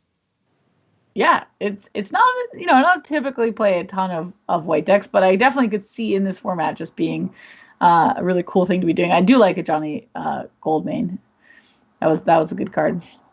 So a funny thing about that match, Colin is a mono white deck with all of the creatures are soft to Pyroclasm. He got Pyroclasm and still killed his opponent because of the power of Squadron Hawk. And the power of Honor of the Pure, right? Yeah, Honor of the Pure was super, super, super sick that game. Okay, so now that we're in sideboarding, we got a chance to chill for a second, relax. But I wanted to... You talked about this, the Witch, which I'm trying to find. Can you talk a little bit about what it does? So I think it's mostly in the deck to be a sort of army in a can. Because when it comes into play, if you have some number of planes in play, which a mono white deck is virtually always going to have, and I think actually this one, literally every land is a planes, it makes a 1/1. With Honor of the Pure, that makes a 3/3 and a 2/2 for 3 mana, and that's really, really powerful. The black ability, which can also be triggered in this deck because of the 4 Goddess Shrine, is put a -1/-1 counter on target creature. And while that might seem irrelevant, sometimes there's just a random X1 lying around, like say a 1/1 Fear of Destiny from your opponent's side, or an opposing Selfless Spirit, or something like that. Or maybe say a Lotus Cobra, or Birds of Paradise. I think that the Colin and Jacob wanted to play this deck to beat Boros Landfall. Okay. Well, after some quick sideboarding, Samuel has brought us back into game 2. Down a game, but has a hand with Pyroclasm in it, but unfortunately not a lot else. Yeah, but I don't think you're allowed to bring this in. There was a Harrow hiding there that I did not see. Yeah. I was going to say, with Clasm into Harrow, I don't think you can really ever mulligan this hand. And in fact, you can sit on the Pyroclasm until turn 3 because you can just Harrow into Pyroclasm, right? Right. So it's funny because there's actually a new Harrow in quotations being printed, and so I only know Harrow existed because a new version or a a reprint or whatever in quotations it was printed. So can you talk to us quickly about what Harrow is? It's a 2 green instant originally printed in Invasion. I think it might have been originally printed in Tempest actually, but it's as an additional cost sack a land and then search your library for 2 physical lands and put in play untapped. One really powerful card that Colin's deck has access to is Brave the Elements, which is white creatures get protection from a color until end of turn. And I think that is one of the major upgrades when you go heavy white, Mm-hmm. Because it would counterspell with the Pyroclasm here effectively. Right. So Brave the Elements is let me look at what it is, just so we know. Wait, oh no, do I not have the right deck list? Okay. So it is just a 1 white. I was going to ask Yep. if it was something we should, consider playing the Pyroclasm on our turn, but not if No, it's an instant, which instant makes sense. 1 for white. So, Yep. yeah. Okay. Well, we are harrowing. We actually are harrowing on our main phase. Yeah, I think this makes sense. You just have to make them have Uh-oh. it here every time. And Colin knows that his opponent, and that's a Textless Brave Elements, back when they used to do DCI Textless promos. White creatures you control gain protection from the chosen color of your choice, which Yep. was red, in case you were following along at home. That does put Colin quite at an advantage. Gets to keep both their creatures, now has a Selfless Spirit for, say, another top-decked Pyroclasm. Pyroclasm, yeah. But Samuel does get to make their land drop this turn. So it's kind of interesting whether you should play Gruul Turf or another land. I'm not sure. Could go either way. Okay, so I'm just going to let you know that I know what Gruul Turf does. I understand it's a bounce land. Yeah. It looks so much like Game Trail that it does was actually. So confused. I was like, well, and I think actually Game Trail might actually, I don't even know if it's in the right set, but who knows? It was feasible enough that it was in the Shadows era that I didn't feel that off thinking that it was Game Trail. I think Game Trail was in a different set, Roulette, so it can't be in this one. Okay, fair enough. That's totally fair. It also, in my defense, it also started with GNT, so. Yeah, but this Inferno Titan also demands a Selfless Spirit activation, I think, because... Oh, I didn't even catch us up that Colin played another Selfless Spirit. So we've just been back and forth, reaction, answer. Yeah. But there's a Titan in play for Samuel, and that has to be a huge advantage. Yeah, I think Colin isn't... Oh, my Lord. Yeah. So we actually don't... We'd have to get a mountain with our Valakut. Right? Oh, no, the Gruul Turf is not a mountain. Because it's not Game Trail. Right, and this was the... Game Trail is a mountain either, to be fair, so... I think this... I'm trying to work it out. 1, 2, 3, 4, 5. You can play and... Let's see. If you play Handward Battlements, you can also haste up your Titan, I think. No, you can't. You can't. We're 1 minute short. Well, I was wondering, was there something we could do with Harrow?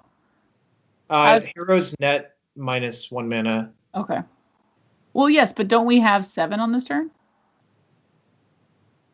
Yeah, I mean, we could Harrow into Titan and... Ooh, a second Brave Elements is actually pretty good here, because it allows for a triple block to kill the Inferno Titan for basically no loss.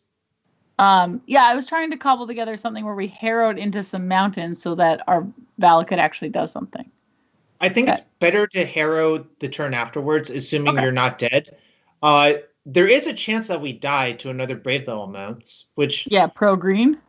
Oh, the Doom Weights came in from the sideboard. See, this is why this is a white-black deck.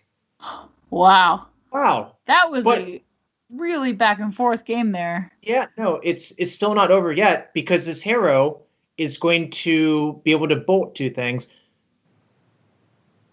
Actually, it's going to produce 4 triggers. Because they come into play at the same time. I think there was a slight misstep. If you Harrow sacrificing your battlements first, you get triggers from that Harrow, and then your land drop also gives you triggers. Oh, okay. Which would have been lethal damage. But, right. But I think since Colin's a mono white deck, he has no reach, right? So as long as you're at higher than 1 life total. Oh my goodness. That's going to do it. This can be lethal, right? Yeah, you just haste it because we can haste up, right? Okay. Yeah. Wow. Okay. That was, man, these matches have been really fun to watch. So just to summarize what happened there, lots of back and forth reaction and interaction with whether protecting the white creatures or doing damage to them. And then those Titans just off the top, even just leaving those Valakuts around to allow for something like a Harrow to just be 8 damage across the board. And here we go. We're into sideboarding, but we're going to be shortly into game 3, deciding. And I believe actually it's really a decider because both of these players are at 4-1, and that will put one of them into the top 8 of this tournament. Wow, this is a real clunker from Sam. But you have a lightning bolt. If you draw a ramp spell, yeah. We'll definitely have a lot of land or a lot of life with these two Bailoffs. We did draw, we did have the bolt for that first creature. So here we go. Let's see what Colin can follow up with. Another Figure of Destiny, tap land probably from Samuel, or at least something. We'll think about it. Yep. We have a lot of tap lands in our hand. We do. So we did play the Cruel Turf, bouncing that mountain. Next turn, we'll have access to 3 mana and not a lot to do with it. Colin made their figure bigger. Figure is bigger. Figure is bigger. And let's see. So they're tapping 2 mana. Nope. They're tricking me. Might be Hedge Mage. Is it time for the Hedge Mage? White mana was made. Yeah, you don't. Oh. Sorry, that was just 4/4. Yeah, this also makes sense. Okay. So no action spells from Samuel. So we do play our other tap land. So we're going to be really chunking in, and that's a 4/4 first striker, if I'm correct with that figure, right? I'm going to check real quick. It's been a while. So it looks like those Squadron Hawks are squatting up. 3 cards go into Colin's hand. 4 damage comes across. And these Bailoffs looking a little slow, if I'm being honest. So Figure of Destiny doesn't actually get first strike until its ultimate form. Oh, okay. Good to know. Sorry, I don't know the card very well. So. Well, that's okay. It's an old card. And it's really important to check because of how Obstinate Bailiff is also a 4/4, right? Yes. Oh, no. Oh. We had to take a lot of damage to play this Bailoff. We do get some of it back, but yeah, that Cruel Turf has actually been the most unfortunate part, right? Because it only makes red and a green. It doesn't make it green. Yeah, but the turn we played Valakut tapped, we could have actually played a fetch land because we had a mountain in our hand. Right. So we could have technically taken 2 less damage to play this Bailoff. Oh, whoa. No. Is this... Wait, what's going on? Why did we Brave? I think it looks like Colin Braved is going to attack in for 7 damage, putting Samuel down to 5. Actually, I think this is good. This probably signifies another Brave Elements, if I had to guess. And just forcing through the damage is so important. Plus, Selfless Spirit also protects you from sweepers. So there's also there could be the enchantment that gives +1/+1, and that's lethal flying damage too. Yeah. So I think. Hold on. Okay. Doesn't work, right? Go ahead. Can we not bolt the Selfless Spirit and then clean up the rest of the board, or clean up some of the board? So if you bolt the spirit, they just sack the spirit, right? Yeah, and then in response. Pyroclasm is a sorcery, right? Oh, well. So yeah, I think you have to do this. For some reason, I did imagine it wasn't an instant, but yeah, I guess it would be pretty powerful if it was. You might be being confused with Cinderclasm. Probably. More likely just not knowing it was a sorcery. I was trying to give you credit. Thank you. I do appreciate the credit. Okay, so we have our last Hawk. Our squad has been assembled, and there doesn't look like the play you would kind of pictured, which was the... Oh. Wow. The Inferno Titan would have been really good here. But the Pyroclasm looks pretty good as long as there's no Brave Elements. There was a second Brave. Okay, so the fact that the first Brave was used made me think there was a second Brave, because it doesn't make a lot of sense otherwise, right? Right. And obviously that Brave is insanely good right here because it protects the entire board from the sweeper. And this also explains why Colin was willing to play out everything. And this is pretty close to lethal. We do need something off the top to stop this squad. So a land actually did it, because you just you make a 8/8 flying indestructible, or 8/8 flying first strike. But it was not meant to be. Oh, I see.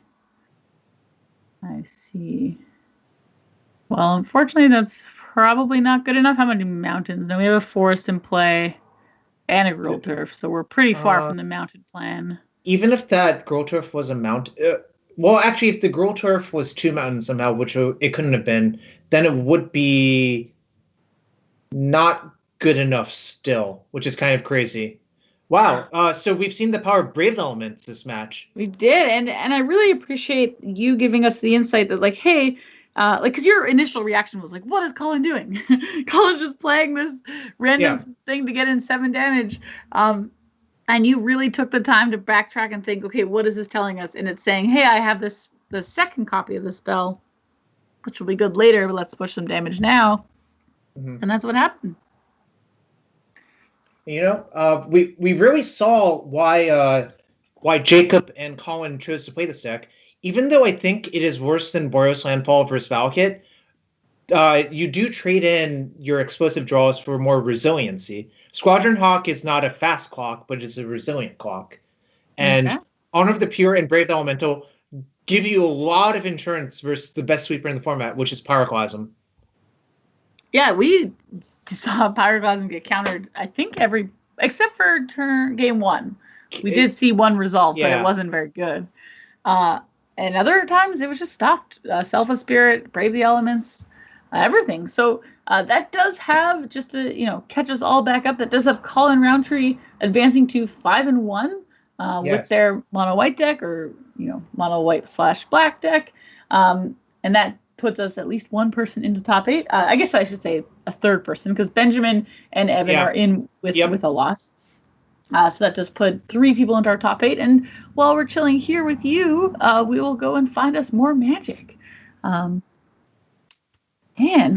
nice. Not that I'm picking this, though I'm not upset about it, our more magic is going to be Benjamin Briggs. Because, why not watch another, what I assume will be a fantastic, somehow comes back from victory game, which we're going to do for you right now. So let's head back down, and we're going to see, as just so you know, we did say it, but really clear that Ben is into top 8 with a loss here anyway, but they are playing against, let's find out who they're playing against. They're playing against the other 5-0. That would make so much sense. And we have joined the match, but it's looking that's 18 great. Damage from lands. So we're just dead to the Valakut triggers. Yeah, unfortunately, we did join. We don't know what game this is, so we'll stick around and see what happens. But we did join Evan doing the things. All right, so we're going to game 3, I would guess. Yes, we are doing the things that Valakut was here to do at some point today. And for now, we are on Benjamin's sideboard, which we've seen a little bit throughout the day. And we definitely know we're in game 3 because the flash freezes were already in the deck. Exactly. And we know from Jarvis's eagerness that is an important card in the matchup, so much so that Jarvis cursed Ben into drawing it and actually ended up being really good. So let us head back down to game 3 against Evan Appleton. So that is Benjamin Briggs on this mono red deck and Evan on the Valakut deck. And let's see how game 3 goes. I'm glad we get to see some actual magic. It is always a sad time to walk into a lethal damage. 6 Valakut triggers on the stack is good for one person and one person only. Jarvis, this is a 1-lander. We got a Goblin Guide. We got My Friend the Vexing Devil. We've got some other things. How are we feeling? Probably unhappily keep. The thing is, actually, that being a fetch land is pretty good because then Flash Freeze is not a completely dead draw. We're going to need to draw a second land at some point, but we have enough action on 1 mana that I think this is a pretty reasonable keep. Okay. Sorry, go ahead. Again, I think you just played the guide on 1. Nice. You read my mind. I was going to ask you about that.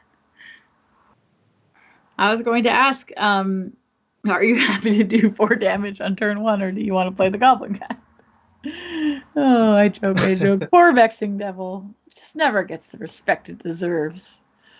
I'm pretty sure there's numbers you could tune to it where I would just put it in all my decks. Okay. You know? Okay. Send those numbers to Play Design. Let me know. Yeah, I'm not going to do that. Okay. It's very easy to make it too good, right? Okay, so we are getting a mountain revealed, so that does mean Evan gets to draw that extra card.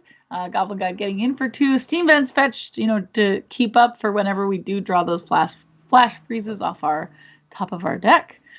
Let's go over to Evan and see what they have to say this turn. What's your ideal start here from the green deck? I assume some sort of bird. I don't think Evan's deck actually plays birds, so the ideal start would be either a tap land or bolting the guide, right? Well, a tap land it was what happened, and we're heading back over to Ben's side, and we drew a Figure of Destiny. Not a land, but pretty good one drop. Not gonna lie. Yeah, there are 0 birds in Evan's list. He's going for the 2-4-6 curve or 3 to 5 off cultivate. There's a bunch of classic ways ramp decks can play out. There are no 1-drops, so that means you can play Stomping Ground and Valakut tapped on turn 1, which saves you life essentially. Yeah, no, I'm in for it. So Figure of Destiny is being cast. I assume shortly we'll be attacking with this Goblin Guide. And going from there. Fortunately, no second land, but luckily our hand at the moment can handle that. Though I did just kind of realize that we sort of did mulligan with this Thunderous Wrath in our hand. Yeah, that's the downside of putting miracles in your deck. If they're in your opening hand, they're usually quite poor, right? Agreed. So, go ahead. I just checked. Evan only has 1 Pyroclasm, so this plays pretty safe. If there were more copies of Pyroclasm, I would think harder about playing this figure, but with just 1, I think just running the odds, running the numbers, you should just slam and try to get in all of the damage. Okay. And that is what we're trying to do. It is Moto. You can take as much time as you want on a decision, though more likely as much time as you want on forgetting to hit F6. Yep. And just a reminder, the players are playing, on Magic the Gathering Online, and they do have clocks. You can see them on the side. So Benjamin's at 32 minutes. Our opponent's at 29. They do time out of matches, and that timeout will happen at 15 minutes on each clock, not at 0. So as much as 30 minutes sounds like a lot, it's actually really only 15 minutes at this point. So, it's good to know. Caroline, this is a not non-bow teetering peaks. Well, okay.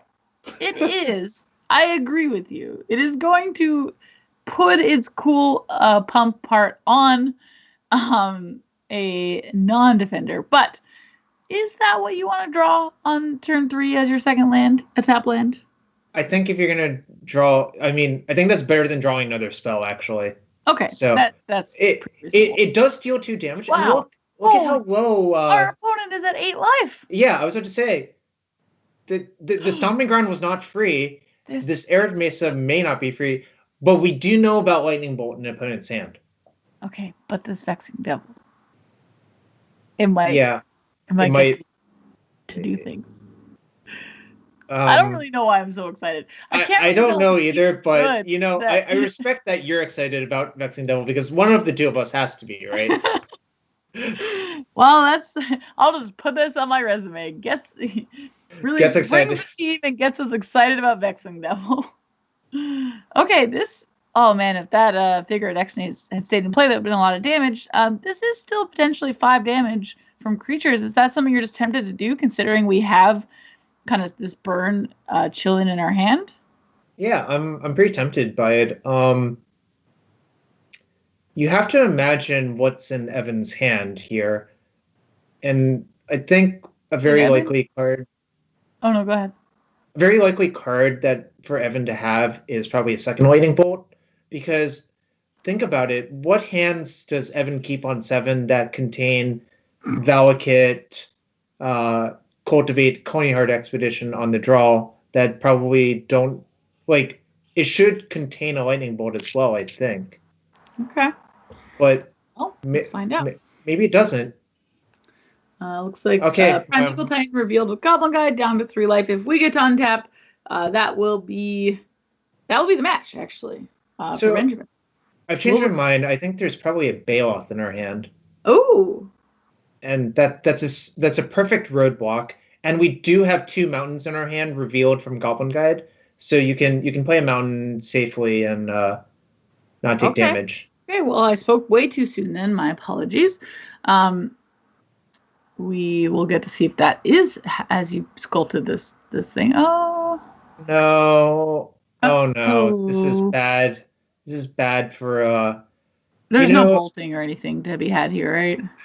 well, we're at 2 and there are 2 shocks in our opponent's hand. Oh, I know. I know that one. Yeah. I'm just saying, like, Valakut wasn't suddenly going to be turned on or anything. No, it is because Coneyard Expedition jumps from 4 mountains to 6. So each mountain Right. sees 5 other mountains. But the unfortunate part is we're at 2 life. And even if we were at 4 life, it still wouldn't be enough. Just to clarify, by we, you are talking about Evan. Yeah. Oh, but I don't know if you've met Ben. But Ben is really good at drawing lightning bolt off the top of our deck. Not that we needed it. It was just more fun to say. I mean, Evan was dead 1,000 ways to someday. Seeing this is how this is Evan someday, was actually scared. They wrote in chat. I saw that. And that does have Benjamin going 6-0. Yeah. Amazing matches. This one, I feel like the deck did its thing in a little bit less of a dramatic way. It attacked for creatures.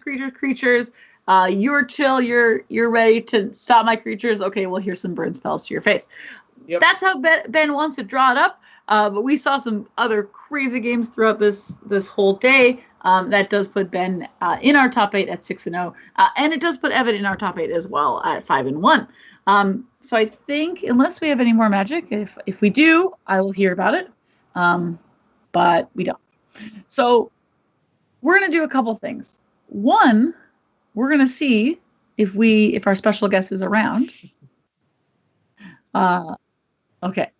I guess what we'll do is go on a break and find our special guest on the internet, see where they're at and why they aren't here. Just kidding. So we are going to be joined by Yeoman. Yeoman is going to come on and hang out with us and award our different deck list prizes that we have. So we have 3 deck list prizes that we award for deck building, because this is a tournament that focuses on that deck building aspect. So we will have Yeoman come on shortly. And then after that, we will definitely take a little bit of a longer break and just get everyone set up for top 8 and then bring you back here and take you all the way through to the end of the show.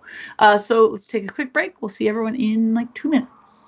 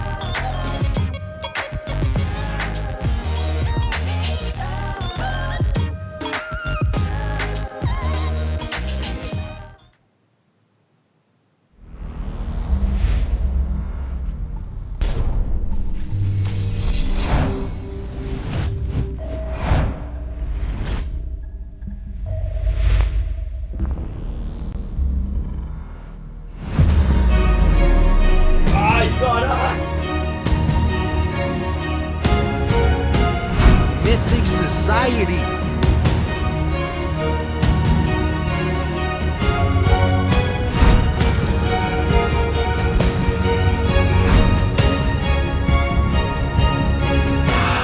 Reset Oil promo to real.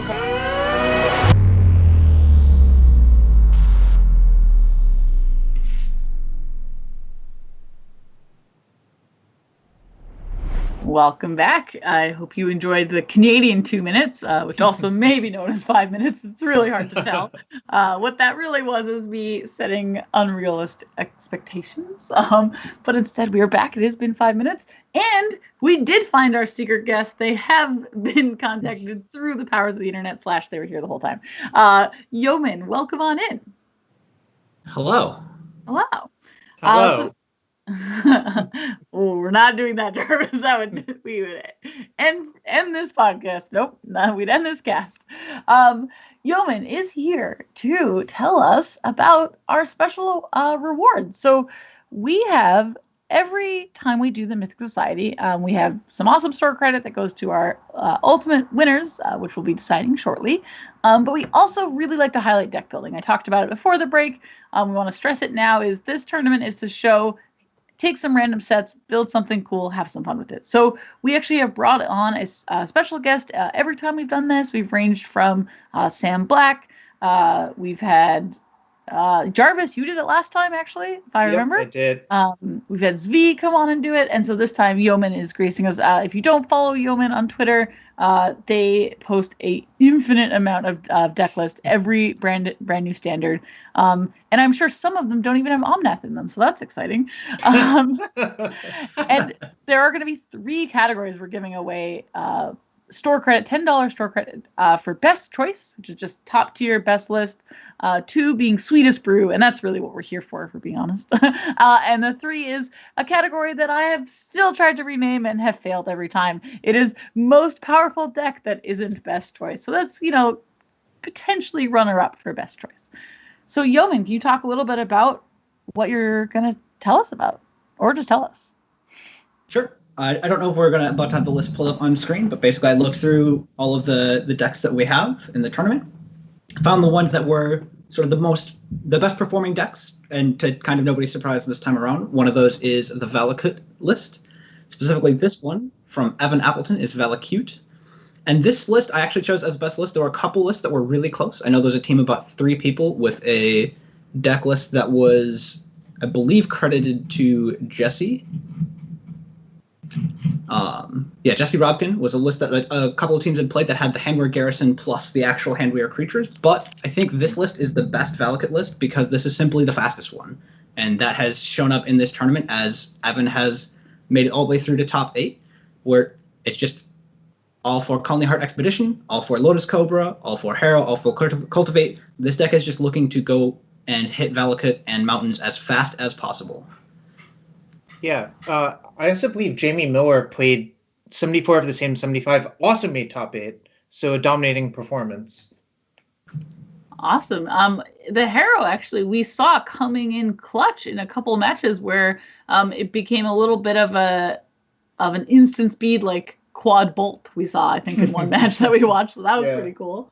That's awesome. I mean, I could have told Chad ahead of time that a Valakut deck will be winning best deck. It's unfortunately one of the more predictable winners. However, I really do appreciate that you noticed that there were some differences in Valakut decks, including, I know you said the other deck had Handweir Battlements. I don't remember what it's called. The Handweir Garrison and the creature that goes with it as well, they were also playing. So to create Handweir the Writhing Township. Oh my gosh, why were we watching that? Because Does Moto can Moto even do that? Yes, it just appears normal size, unfortunately. Yeah, it's a little disappointing. Well, that was, congratulations for Evan for getting that $10 on best choice. Should we look at Sweetest Brew? Sweetest Brew? Oh, Swedish Brews too. different contest. This one is another list that had several different in the same archetype, where there were a lot of people who actually figured out you could do Power Mantis Ascension and Contingency Plan to try and set it up and basically just have a whole bunch of bolts in a different way other than Valakut. But the reason that I like this one is the Temporal Masteries, because if you ever get to take 2 turns extra off of Pyromancer's Ascension, I'll say that one 5 times fast, your opponent is just very, very dead. So just to clarify, we are looking at the Blue-Red Ascension deck by Brendan Curvaso? Savasco, I assume? Savasco, yeah. Okay, my bad. And so that is our winner for Sweetest Brew. Yeah, that's a funny callback to me, because in Standard, someone went infinite with Pyromancer Ascension, Time Warp, and Call to Mind, if you know what those cards do. So Call to Mind? Yeah. So if you Call to Mind, you get back your Call to Mind and Time Warp and go infinite. Oh. Yeah. So I'm a Magic boomer. I remember all of these things. So all of these decks just remind me of old decks, you know? Yes, Yeoman, it has been fantastic. I show up and Jarvis says, yes, this card was printed 12 times. I don't remember that. Well, honestly, it sounds like it. I know that you're mostly joking, but and as am I, but you're like, well, this one was originally printed in this really obscure set, but now it's in this other really obscure set. And it's been a blast to hang out. So we do have one more prize to give out. Another $10 store credit to the most powerful that wasn't the best brew. And who was that heading to? That is going to go to Joshua Bausch with red, green, blue, Splendid Valakut, because this is another Valakut deck with Primeval Titan, but also plays 4 Destructive Force and 4 Splendid Reclamation. And Splendid Reclamation, with all the fetch lands and Harrow, can quickly put you up to a lot of mana and get you to Valakut plus 5 mountains. But the other real trick in this deck is Destructive Force blows up every but 5 lands for both players and kills all the creatures, basically, except for Primeval Titan and Inferno Titan. But when you have Splendid Reclamation and Gruul Signet, it's very easy to come back into the game where your opponent probably can't. I thought this was just a very interesting and powerful way to do Primeval Titan Valakut. Sorry, yeah, I was just reading this deck list. I actually had not seen this, and I'm pretty impressed. So are we getting to 7 mana just, the classic way, just ramping our way through? Right, yeah. Gruul Signet, Conley Heart Expedition, Harrow, and then Splendid Reclamation itself is kind of ramp when you're playing with fetch lands because they put themselves in the yard for you. Wow, that's sweet. Okay, well, thank you. Do you have any other, thoughts you want to share on this format? On, because you did spend a lot of time in the mainframe looking at all those deck lists. So lay it on us. How do you feel that this top 8 may be crafting to be, or you may already know? You may just have a hard Honestly, the most exciting one to me is one of the ones that just barely didn't make the list, which is the Emerge list featuring just Lightning Bolt essentially as just a removal spell. I thought that deck was really interesting, and it looked a little underpowered. It did. But it did do top 8. Yeah, it got it's second seed, actually. Yeah, I'm actually very excited to watch the top 8 play out and see the Emerge list. And Actually, we have the power to show you that Emerge list. Not you, Yeoman. You'll have to memorize it. But we have the power to show everybody else that's watching. And we actually watched Travis play in round 4. And I love that you call the deck Emerge the featuring the Bolt, because that is actually what Travis called it. And we got to see it. I think one time we got to see it just crush Valakut by tapping down, playing in those octopus and tapping down the lands pretty quickly. And Travis looks like they had a good day with it, so it's pretty cool. I'm actually pretty sad that the Eldritch Evolution Primeval Titan deck didn't top 8.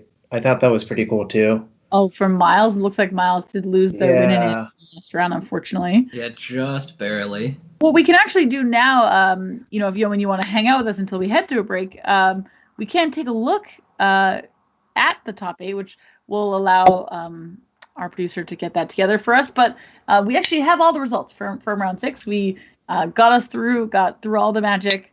We have results, and we're going to announce the top 8 for you right now. After we announce the top 8, we are going to just quickly go off the air, gather up, make sure that everybody knows how they're doing the top 8, their features, etc. And then we'll come back and bring you magic for the rest of the day. So without further ado, let's look at the top 8. And in first place, though this is not unknown because we actually watched it happen, Benjamin Briggs did 6-0 with that awesome mono red list that we just watched time after time draw those cards off the top of their deck and be in that order that they needed to be. We have in second place, going into top 8, we have Travis with that emerged list that Yeoman highlighted there at 5-1. We have Tyler.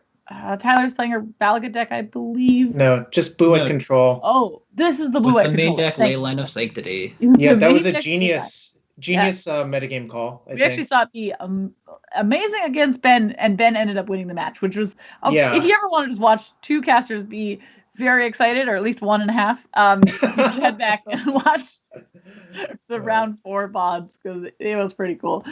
We have Evan coming in, entering top 8 at 4th place with Valakut.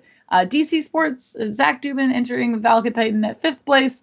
And Jamie Miller, assume a Titan list of some sort with a very Titan Christmas. Colin Roundtree, who we just saw won in our feature last round with the mono white list. And sneaking in at 8th place, as we sort of predicted someone would, Brian on the red-green Valakut deck. So most of these players we have seen at some point. We'll get to see even more of them in our top 8. So thank you so much for Yeoman for doing your deck building thing. You do it in standard. You're looking at our standard in quotations of our formats, and maybe one of these days you'll brew up a deck and come and play this tournament. Just so everybody knows, we actually do have these running every month. There will be a set roulette in October. I will not stall you long enough to go find the date because I can't remember what it is, but it is happening, and I will tell you after the break. And we also have a tournament next weekend with the Arena Community Cup happening on Sunday as well. So we'll see everyone in a few minutes. Bye-bye. Oh, this you crazy mother.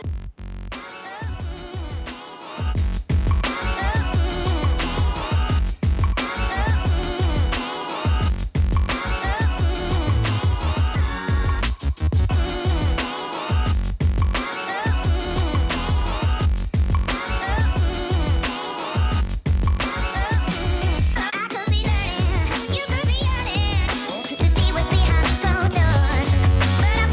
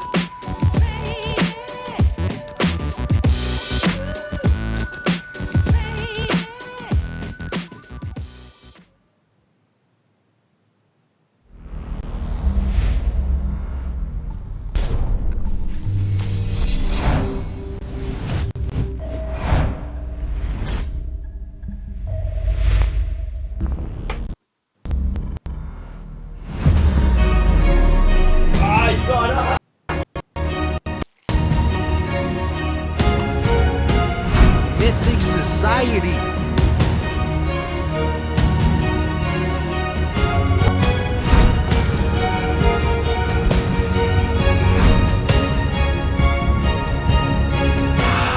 Playset Oil promo to real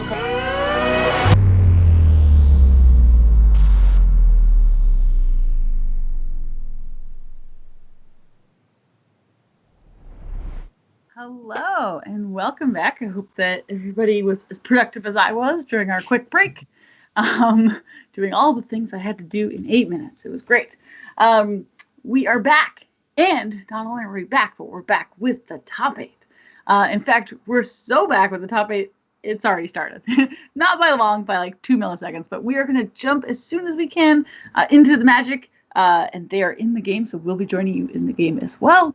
We are going to be watching, great question, who are we watching? We are going to be watching Colin Roundtree, the mono white deck, which we saw, and we're going to be watching Travis Williams, and I think we're watching from Colin's side, which is pretty sweet. We got to see, Colin's deck from one side, but now we get to see it from this side. So Jarvis, how excited are you? Super excited. It's mono white versus Teamer Emerge, featuring Lightning Bolt. Okay, so these are the two decks that we not only have we seen during our journey, but also we're pretty excited about. Yep. Okay, well, Colin did mulligan down to 6, and it looks like kept a 2-lander with some things, and our opponent has kept, or I think they kept a 7, and they went Island and Preordain. So we're going to see what we do. And mostly it was trying to figure out. Okay, so we're watching Colin versus Travis. There we go. Got it. There's that Sylvan Ranger again. It's back for more. It is. It's actually been quite some time since we last watched Travis. So it is pretty cool to get a reminder of, what is in their deck. Looks like Colin did, draw a 3rd land, which is nice. Attacking him with our 1/1. We have an option to make it a 2/2 at any point.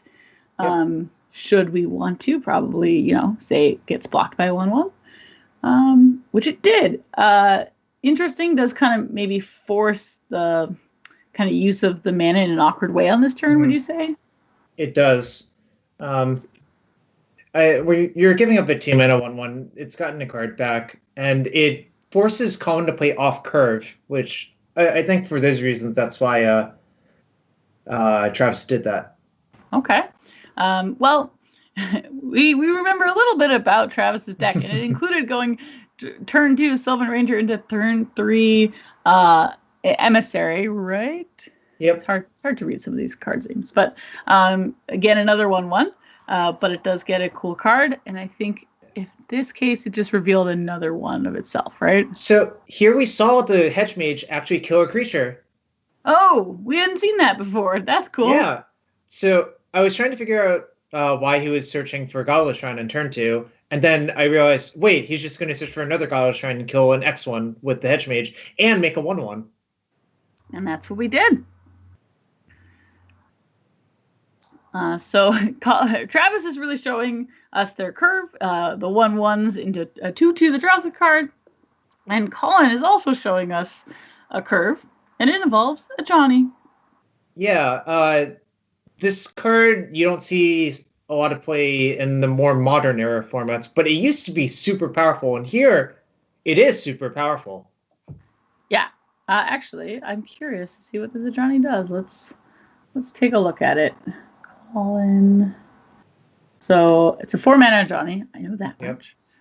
So it does things. +1, you gain 2 life. Not that great. No. -1, put +1 counter on each creature you control. That they gain vigilance until end of turn. Now that is something. I assume that's what we're doing. Is this a 4 turns in a row? +1 RT. Well, it's -2, right? It's -1. Oh, I'd forgotten that. Yeah, this card is super good. I'd like the record to show that Jarvis forgot something. It has never happened before, so it happens all the time. Mark the time. I would more like to know if just all the times you spell what sets things are from, if you're just wrong every time, but you're so confident that I just believe you. Wow. So one interesting and funny note about this matchup is, since Elder Deep Fiend has no color, Brave the Elements does not protect the creature from being tapped. Ooh, okay. That's a pretty cool thing that I didn't really put together. But speaking of Elder Deep Fiend, it is here, it is mean, and it is tapping things.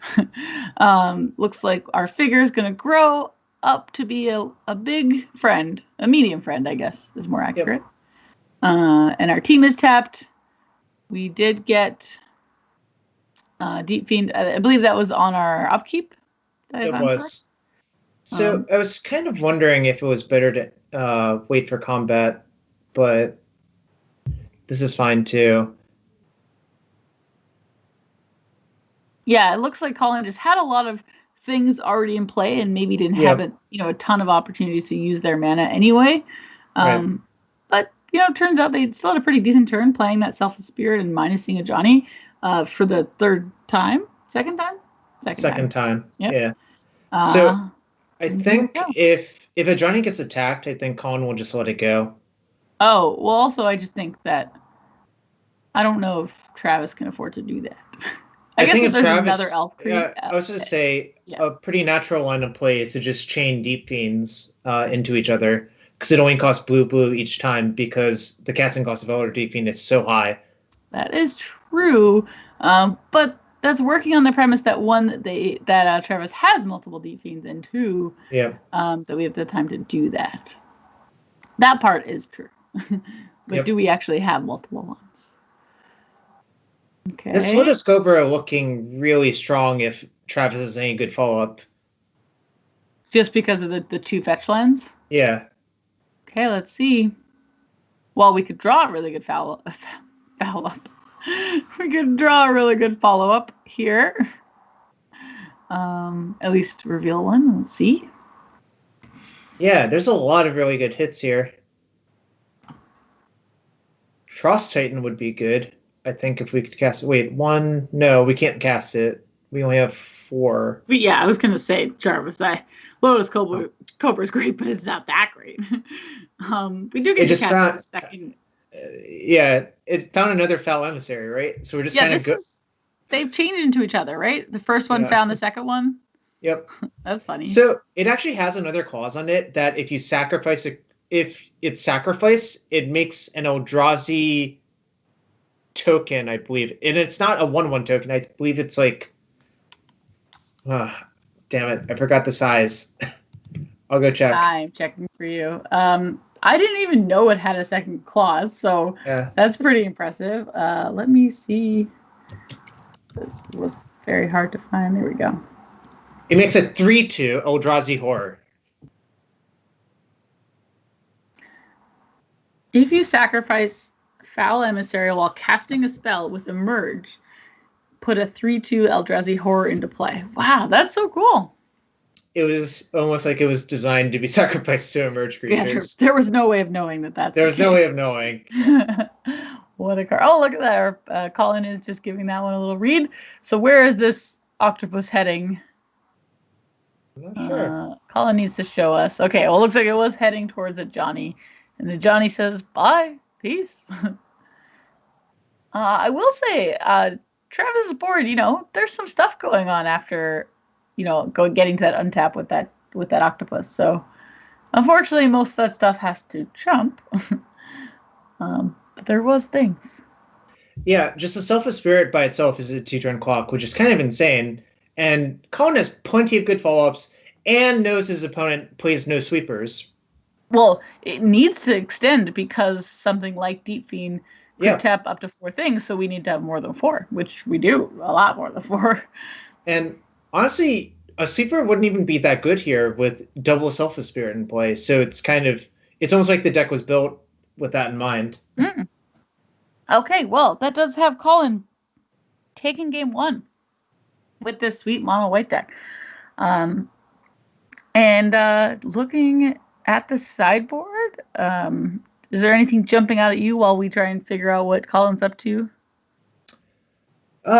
Yeah, it's kind of interesting. I would say his sideboard's not really designed for this matchup. The cards are not that appealing. I think the most appealing card in my book is Doomblade. Okay. Wow. This is Are sort of those planes interesting. coming out? I think he's siding in Orgia of Basilica for Oh, the okay. planes. Gotcha. That's to be able to cast the Doom Blades. Yeah. Okay, so here's what's going on. Colin believes he does not need Brave Elements in his deck because A, the interaction versus Deep Fiend is not that great for the card, and B, there's no sweepers, so he's sort of going mid-range here and taking out some of the cards that are worse on the draw. Ooh, Cards like Liliana of Last Hope. I'm kind of surprised it's coming in. I'm not. Actually, I changed my mind. Lotus Cobra is the next one. Fellow Emissary is the next one. Sylvan Ranger is the next one. Yeah. So actually, this makes a lot of sense. What he's trying to do is cut off access to the merge creature. I'm not sure about cutting that Thalia though. It seems kind of good. Yeah, I'm not sure about that one, but the rest of the plan makes sense to me.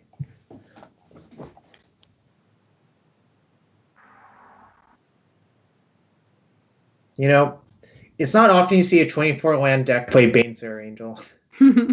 Oh, and last minute we see a change of Selfless Spirit for Thalia.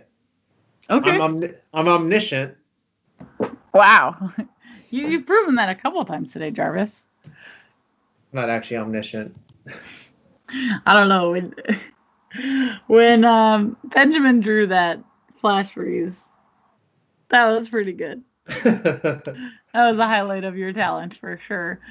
Looks like lots of last minute changes actually. Self Spirit came back in, or at least reorganized. At least. Yeah, it was hard to see the final construction, but that's here okay. we are. We're down to game 2. We have Colin's hand being, a Squadron Hawk, so equals like 3 extra cards basically. Honor the Perp here. That Doomblade, Figure of Destiny. This looks like a baller hand in my opinion. Yep. And Travis is on the play. Oh. So looks like no preordain over there, but this Figure of Destiny is coming in and heading back over. Yeah, these Squadron Hawks are sweet, especially with Honor the Pure. Yeah. It's twice as good as a 1/1 flyer, a 2/2 flyer. What about a 3/3 flyer? What's up? Yeah, I was just thinking if you were going to play Hawk or Honor this turn. It was kind of close, I think. Yeah, Colin did end up going with playing the one of the honors that we know of, and then attacking in with our 2/2 figure. And I assume next turn we'll play another 2-drop potentially and pump up that figure. So it'll be a 3/3 shortly. At least that's what it looks like face up at the moment. Do you have a preordain being cast for Travis? What's up? So in the first game we saw Colin just attack figure into Sylvan, but this time he just played Honor and attacked this time, which means he doesn't have to waste mana pumping it that turn. Right. So I think this is why he chose to do that. So he could also just get the attack in as well. Yeah, being forced to burn that mana on turn 2 can kind of come back and cause us some trouble. So that makes sense why Colin decided to do that. So now we're going to kill that Lotus Cobra because we do know the power. We've been told. We've seen standard. And we're going to attack in for 3 with our Figure of Destiny has done a lot of damage. Fetch lands have helped, but Travis is down to 13 entering into turn 4. So even if Colin just floods out for the rest of the game, I think the level 3 Figure of Destiny is going to be a huge problem. Well, also we'll just have a gang of Squadron Hawks. We have 7 cards in our hand in theory at the moment. Yeah, that's true. And they'll be big. Like if you're saying that we're only drawing lands for the rest of the game, those Hawks are going to be big with that Figure of Destiny as well. So that's true. The Elder Deep Fiends are going to have to start showing up, and they're going to have to start showing up fast. Yeah, but Elder Deep Fiend can turn a race around real quick, Okie dokie. I would expect to see 2 Hawks this turn. Yes, I was curious about that, but that makes sense. I was like, wait, but we only have one hawk in our hand. Just kidding. We'll go get some more. So we only got 2. What does that tell you?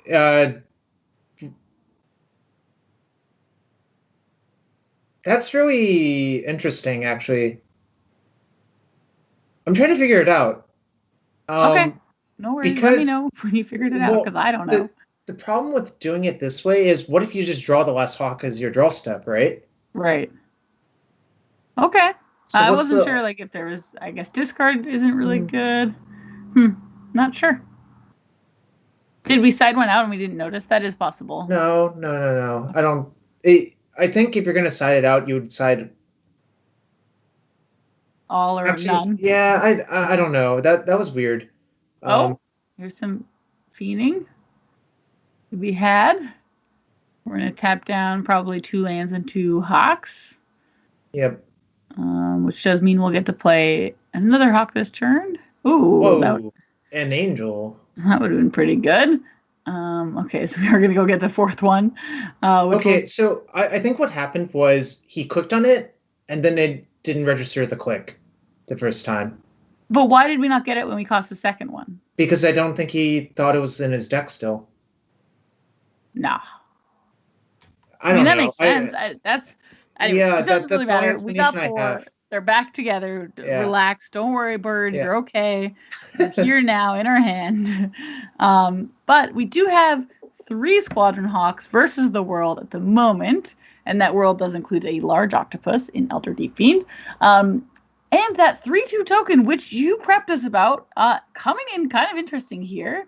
Really going to trade with a hawk. Kind of productive.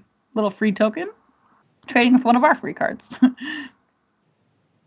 So this Baneslayer Angel, are we slamming? Does it look great? I guess we have to see if we get to our mana phase. It looks like a Frost Titan's coming down for our opponent, and that's really good here. Okie dokie. So Frost Titan is the blue Titan from M11 in the same cycle as Grave Titan and Inferno Titan. Much aligned, but pretty good here, because it's kind of annoying for Colin to set up blocks against that card, Right, because when it attacks, it can tap our Baneslayer Angel if we chose to play it? Yep. Okay, well, instead, we're done with the Hawks. No more. We do have to leave both of our 3/3s back. But what? We're going to have to chump? Right? We are, and I think the Frost Titan will tap down one of the untapped birds. So it's pretty bad for Colin. But this is just lethal. Game over. Okay, so let's head back to the sideboard one more time. Look at those fast matches firing off, so we can probably bring you even more magic. So we're back into the sideboard. We do get a chance to see, the tinkering that Colin was doing at the end of the last sideboarding, but it doesn't look like we're doing any changes now. Looks like one Honor the Pure is in the sideboard. Yeah, it sort of makes sense, because when you're playing against a card like Elder Deep Fiend, you really do need to either keep them off of the Elder Deep Fiend or not have so many things that are buffing your creatures, right? Because it's not very good if all of your stuff is tapped continuously, right? So I think that's what's going on here. Oh, but the Honor comes back in for Plains.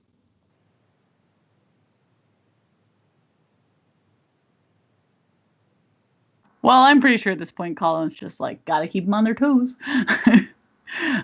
Ooh, excellent hand. We're finally seeing the power of step links.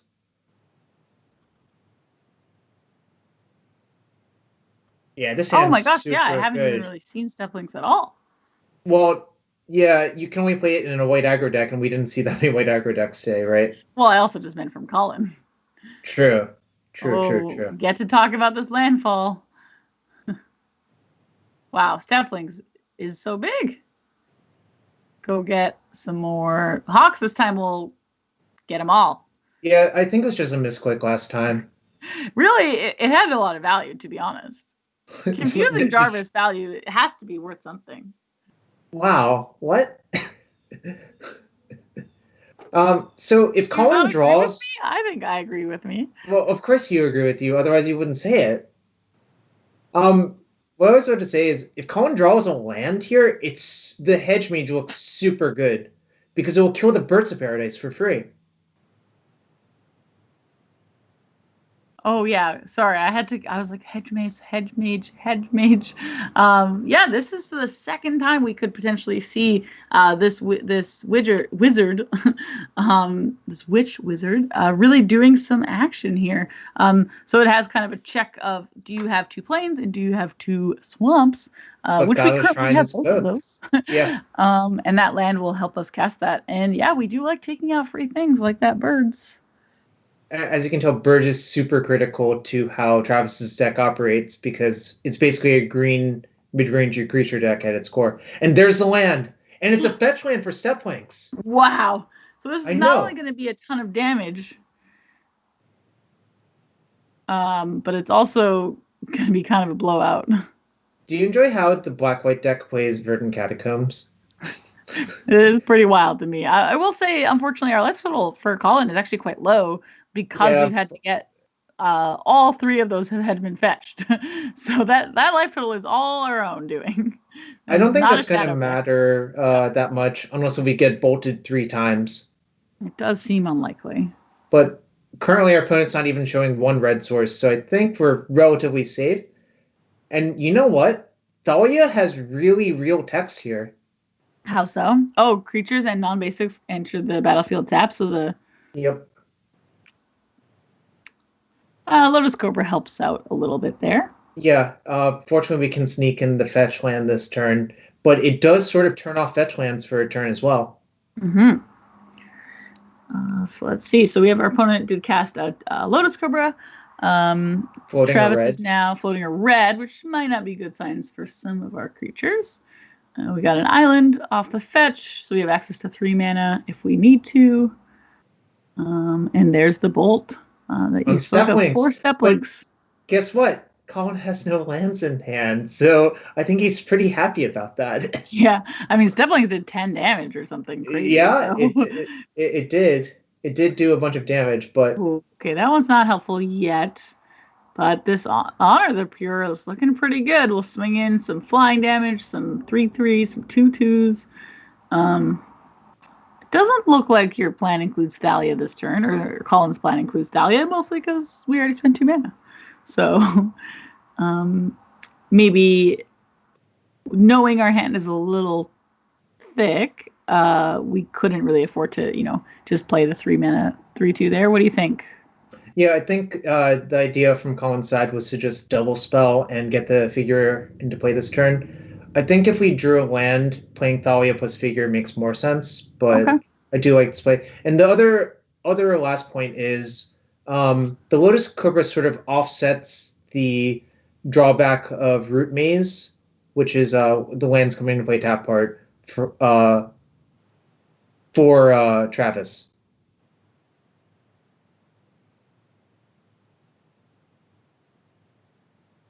Okie dokie. So, that kind of went as you were saying. So, Colin's opponent, Travis, is now at 4 life. But this is, hopefully D-Fiend's time to shine.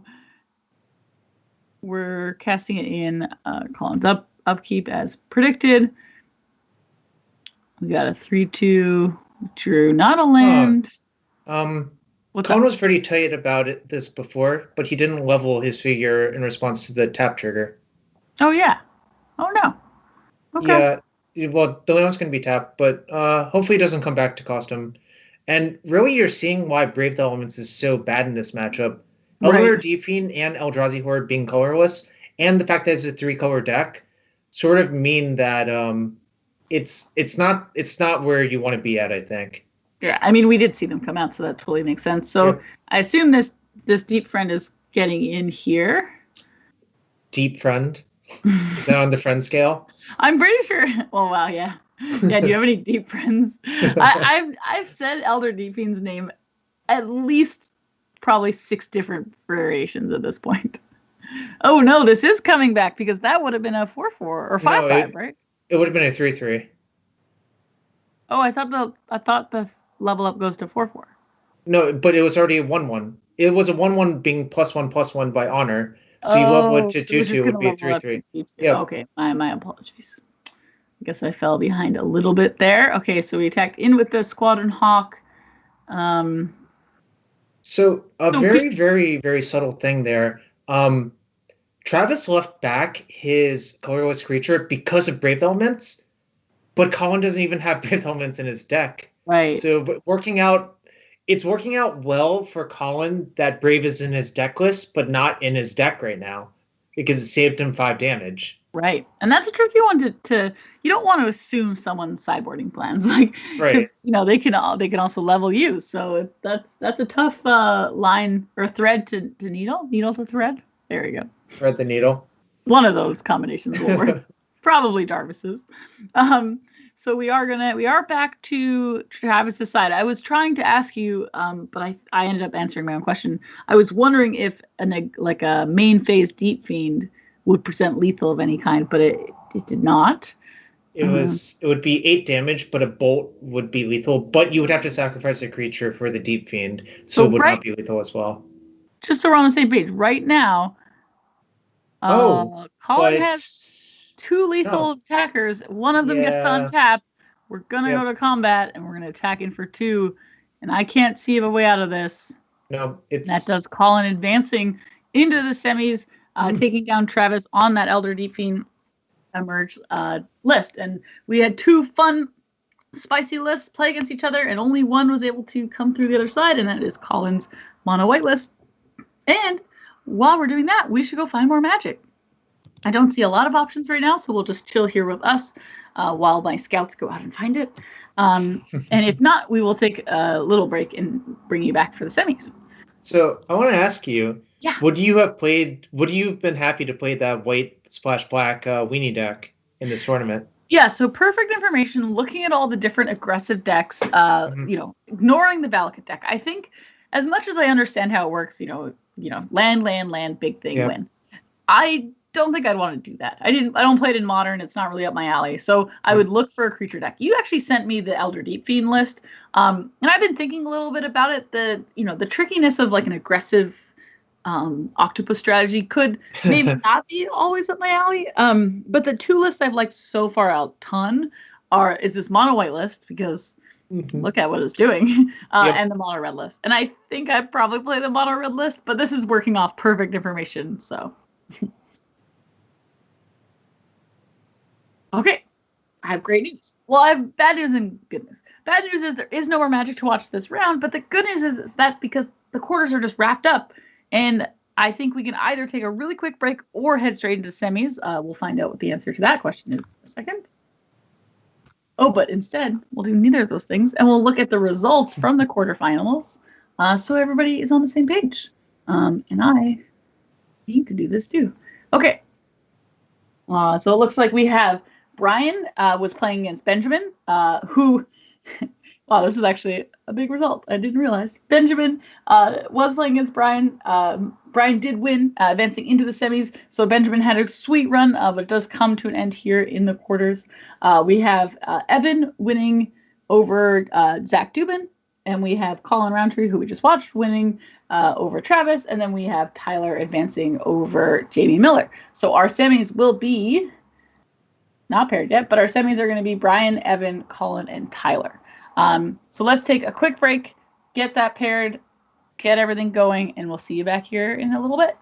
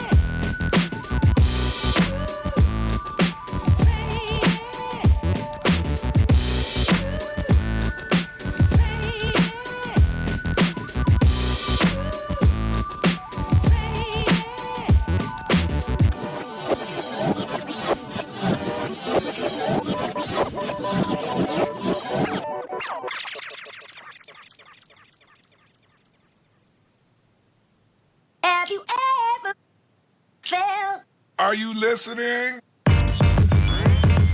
Damn.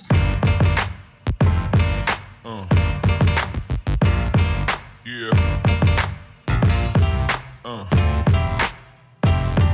Yeah.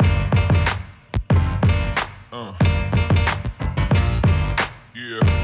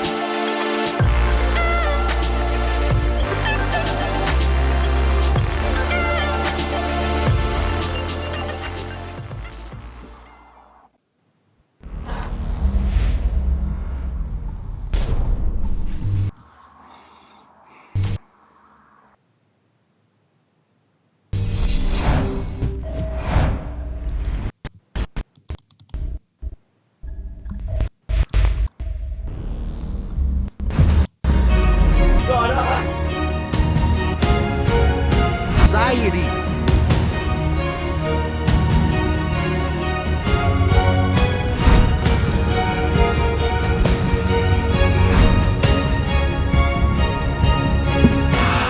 Playset oil promo. It's a real.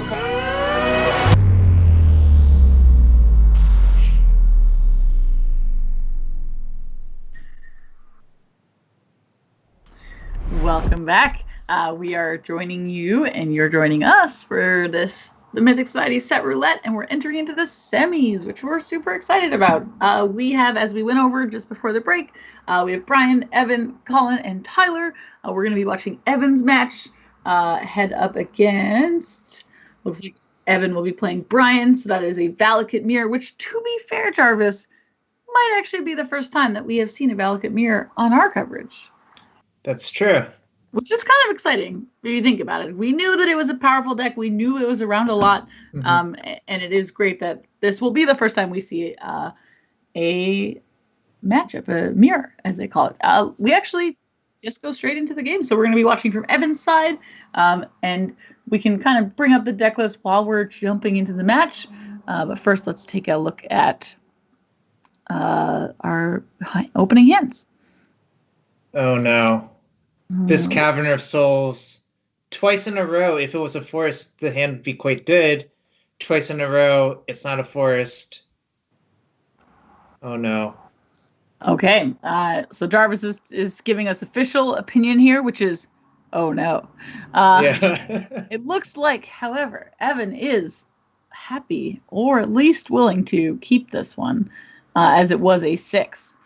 So we will be keeping this oh no hand. I'm quoting Jarvis so that later when Evan wins without this forest, we can rub it in. So the one thing that Evan has going for him is if Cobra lives, you can cast Hero off the Cobra next turn and do some really, really degenerate stuff. Okay. So you heard it here. We're on pace for some degenerate stuff. So Evan, if you don't remember, was, I believe, one of our best deck winners. And because their deck is clean, their deck is 4 ofs across the board in Titans and Cobras and Signets, oh my. And so we won't see anything spicy right now in the sideboard. We're playing against a slightly different approach Valakut deck. They actually have Birds of Paradise in their deck. They have one of Gaia's Revenge. They've got... It's probably the biggest difference. They have Summoning Trap, which we don't have. That Evan doesn't have. Go ahead. So how often have you seen Cavern on Snake? I have not seen it very often. Thank you for letting us know that's what happened. So we did have Brian play a turn 1 Birds, and then we passed back and got to play Cavernous Soul Naming Snake and playing that Lotus Cobra with no forest, as you mentioned.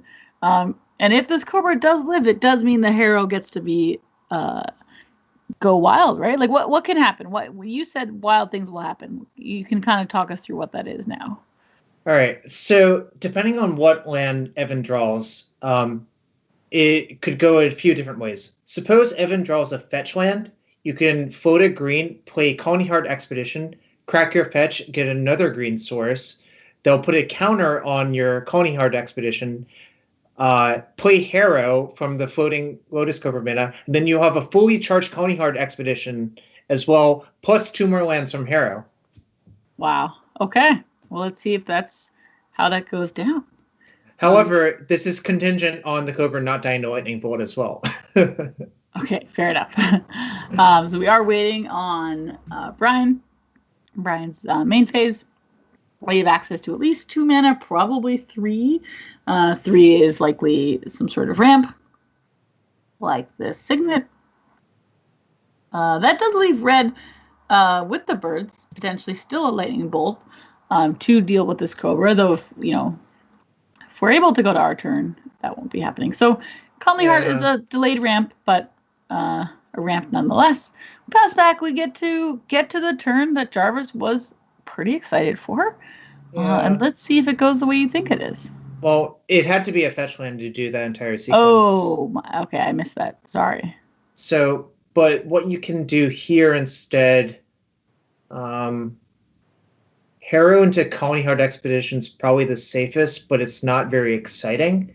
Like, ideally, you would have the Expedition in play before you cast a Harrow, because you really want to get the 2 counters on Expedition from the Harrow, right? Are you thinking about doing that?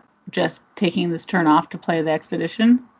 It's sort of risky because that involves your Cobra living again. So I'm not sure. Okay. It looks like, to be honest, Evan is not quite sure either. But that's because it is complicated. I think it's very complicated. I believe if Evan had drawn a fetch, he would have just done exactly what I said because it's so obviously correct. But here you have to actually decide which route you want to pursue instead. Okay, so we have played a Conley Heart Expedition for both players. We're heading back to Brian's side. with access to up to 5 mana this turn, but potentially more with that expedition. And yeah, let's see what they can cobble together. So I think one reason it's okay to play the expedition that turn is because if your opponent could kill the Cobra last turn, they would have, because you didn't have any green mana. However, wow, Brian is going big. You know what they say, go big or go home. I have heard this before. Oh, that is... Okay, what can we do? Is this Primeval Titan a huge draw? I'm doing the math. I'm checking to see if Coneyard Expedition puts them to play untapped or not. I don't remember. I don't think it does, but we can check real quick. Yeah. This is still a good turn for Evan, but not as good as it could have been. Okay. So it looks like we're going to play a mountain, make a green source, which is our only current way of making. No. I lied. This is actually very good for Evan. Okay. We're going to get a cast Primeval Titan this turn. Yes, I imagine that was how we were going to at least end up on this turn. Will our Valakutes be triggering or no? Yeah, it could. Okay, so we have 2 mountains coming into play, which is 2 triggers for the Conley Heart and 2 triggers for the Lotus Cobra. So we're actually gonna have a ton of mana, right? Yep. Wait, could we get the Battlements thingy? That's not in Evan's deck. That's not an Evan's deck? Okay, yeah. Sorry. It was only... Yeah. It was... Both Jamie and Evan did not play those cards. Okay. But here we can get Valakut and Mountain. Okay, which we did. But this also makes sense because the Coneyard Expedition is just we 4 got 2 triggers. Valakuts. Yeah. Yeah. If Evan had done it my way, you only get 3 Valakut triggers. This way you get 4. So clearly this is better. So Evan's better than Jarvis, confirmed. Yeah, cool. Confirmed. So we have 4 Valakut triggers, 2 more Lotus Cobra triggers, though I think that is likely the end of the road for our Cobra, as in we can't get to 6 mana to put this other Titan into play. So we have 4 triggers. Where are these 4 triggers going for you? Well, one's going to the bird. Yeah. Going to the bird. You were too slow. Is this just like acknowledging we have to stop any sort of access to ramp that our opponent has? There's a chance that our opponent doesn't have a 6 mana source in hand that's like untapped or that's not a birds or whatever, and they have the Titan. So like this does make sense. I think the most funny part about this board state is we have only red sources in play, and we have a double green card and a green card in play. Yes, that is very impressive. And well, we cast multiple green. I know. As well. This is. I guess at no point we can really get the forests at any point. We had to just hope this Cobra lived. Right. And the Cobra lived. It lived the entire time, Caroline. Yes, it did. I think it was impressive it lived past the first turn it was cast, and from there I felt like it was, unless a bolt was topped, it seemed like it would live forever.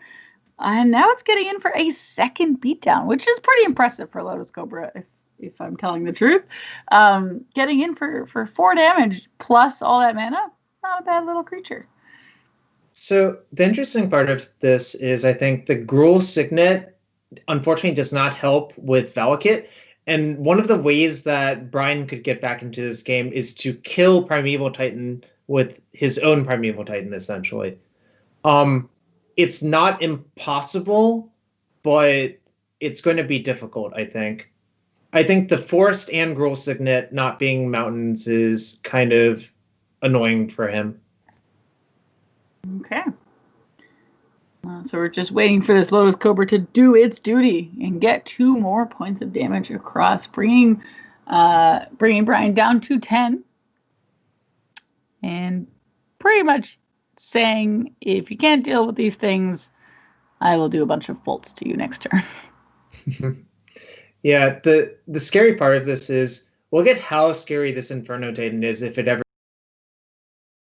attack, if we get to that point. It's gonna be big.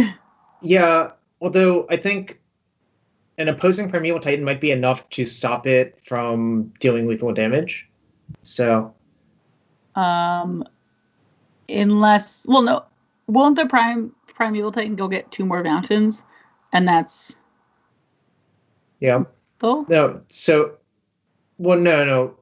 Oh, I see what you're saying. No, what I'm envisioning happening is Brian casts Primeval Titan with whatever. You get 2 mountains, then you pop your Coney Heart Expedition to kill the Primeval Titan with double value. Then you use that Primeval Titan. Actually, if there's a Primeval Titan for Brian here, he might be okay. That's my actual conclusion. Okay, well, that's good to know because we're still waiting. We are still waiting for this poor Lotus Cobra. If we're being honest, it's just chilling. It's being so polite. It's just, in that little red zone, being like, hello, can I do my damage now? Like, I've had a busy day. I made a lot of mana. It's like that meme. Please don't step on snake. Yeah. It's just being a very polite snake. It's it's waiting to do its 2 damage. As are we, to be fair. All right, there it goes. Okay. It was allowed to chill back and relax. Okay. So a mountain was put into play that does trigger the Conley Heart expedition, which is what's happening right now. Summoning trap. Summoning trap. Oh, that's not good. All right. So sorry, can you tell us what summoning trap does again? I believe it is 4 green instant. It's a trap. Its trap clause is if a creature spell you cast is countered this turn, we'll cast it for 0. But look at your top 7 cards and put a creature into play. Okay, and that is what happened. So that does put Evan winning that first game. Checking out opponent's Brian's sideboard and seeing what will this crazy mirror look like in the next game. And we should do the same thing. So what is Evan bringing in here against the mirror? All right, let me take a look at his list because he's looking at his opponent's deck list. 3 Zealous Conscripts makes sense. Summoning Trap for threat density makes sense. I think the card... it's kind of weird. You do want to cut some of bolts, but they also kill Birds of Paradise. So it's like a weird tension whether A, how many bolts to leave in, and B, how good is the card? Okay. But I think having a lot of Zealous Conscripts in your deck makes sense, as we saw earlier, right? So let's just quickly, you and I just talk about what does Brian's sideboard look like. So Brian also has the conscripts, Zealous Conscripts, has some more summoning traps. Is there anything else that you're jumping at for Brian? Yeah, I think Brian is likely to side in Mark of Mutiny, which is basically threaten. Okay. So it's kind of like the Zealous Conscripts? Yeah, except it's a 3-mana sorcery instead of a 3/3 body for 5, Okay. Yeah, I think it makes sense because if you think about it, if you threaten a Primeval Titan with like a setup mana base, it's like very close to lethal a lot of the time, right? Right. Okay, so we did some thinking and some tweaking and some turning. Yeah. The Titans have come in, the bolts have come out, the summoning traps have gone away, the red light is flashing. Really what's happening is we have 61 cards and we have to get rid of 1. We're trying to figure out what that is. It looks like it's going to be a Harrow for now. Okay, we submitted. So we have Evan ready to go. Up a game versus our opponent, Brian. In the mirror, in this hand, this hand looked pretty good to me, but I didn't really know the value of Summoning Trap. I think this hand's pretty good. It has 2 accelerants. It has 3 lands. Conscripts is pretty important.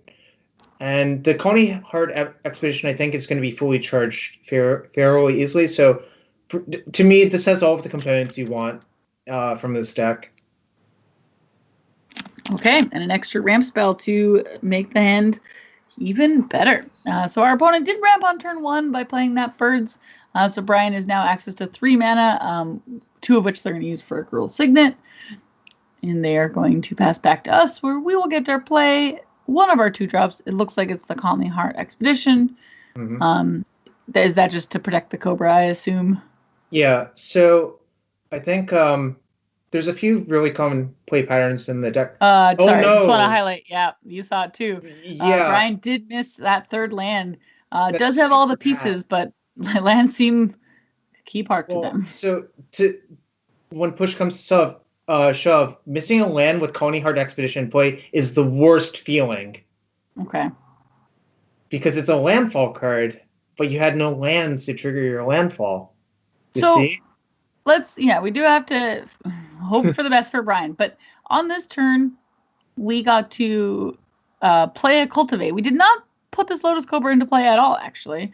But our Conley Heart is fully charged, and we have a prime time. Do you think that was kind of the reasoning for cultivating there?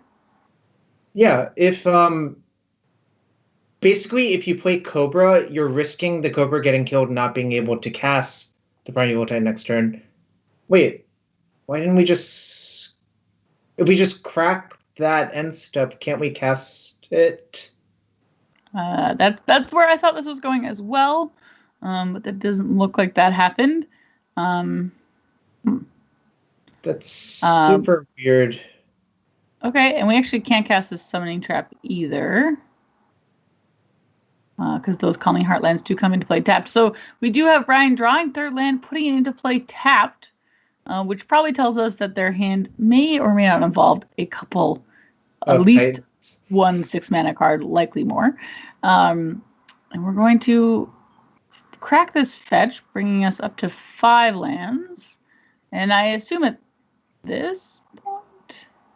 So it works out okay now, because what you can do is you can play your Titan, get 2 Valakits, crack the Expedition for 4 bolts.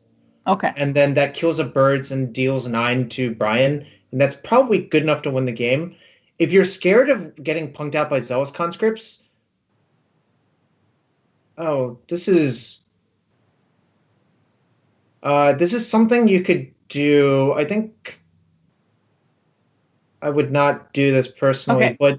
Let's talk about a little bit what happened. So Zealous Conscript can actually steal anything. So it stole the opponent's Conley Heart Expedition. We're going to play a land, put our Conley Heart up to 1,000,000 counters. We'll go get those 2 lands, and those lands will trigger our opponents, which we'll crack and get even more lands. Yeah, I'm not sure this was better than just casting a Titan this turn and making that exact same play next turn.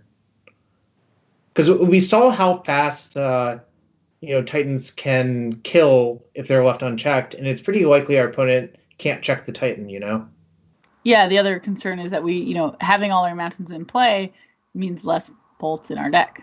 Yeah, I think there's actually only like 2 mountains left in the deck, but there are 2 in hand. Oh, that's brutal. Valakut was another land, but unfortunately that is a tap land, as you said. So that's 1, 2. So next turn, should this birds survive, we do, Brian will have access to 6 mana, but I don't know what we can do with it. If especially if our birds doesn't live. I guess Zealous Conscript is also still a live possibility.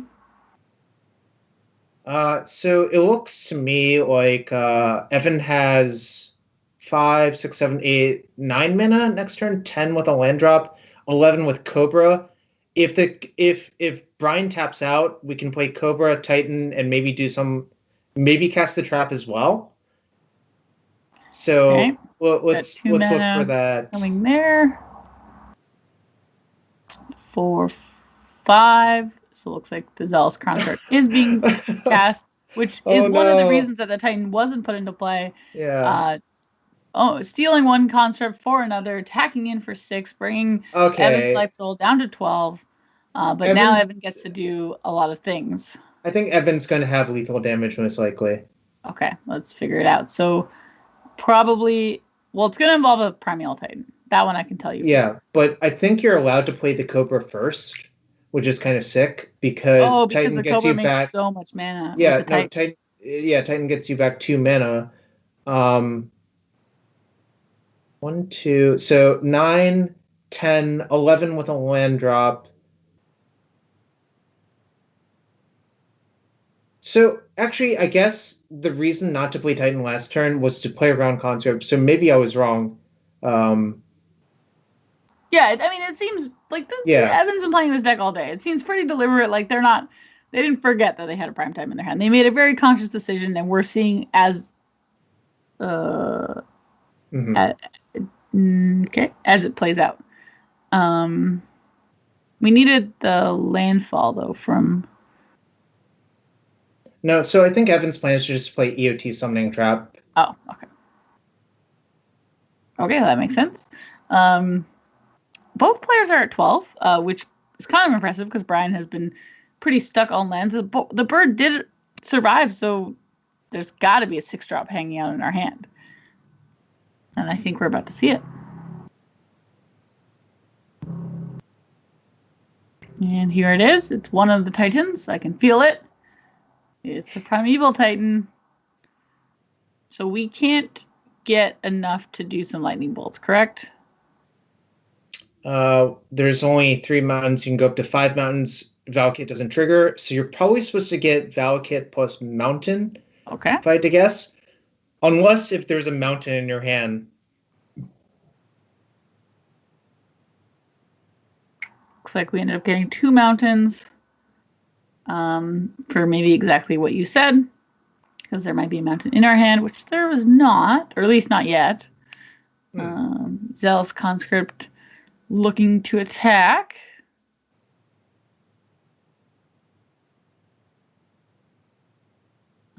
Decides not to, so end of turn. So a Primeval Titan here, you said there's not enough mountains for this to work? Oh, but we can just get 2 Valakuts. No, yeah, you just get 2 Valakuts, and then you get 2 Valakuts off of your other Titan, and then you play a mountain, and that's game. Actually, yeah. So it was a very patient game played by Evan, but Evan does advance into our finals. So congratulations to them, and good showing, of course, from their opponent, Brian. So I think we don't have much more Magic to show you, but we'll let you know. Well, I'll let you know, as someone lets me know.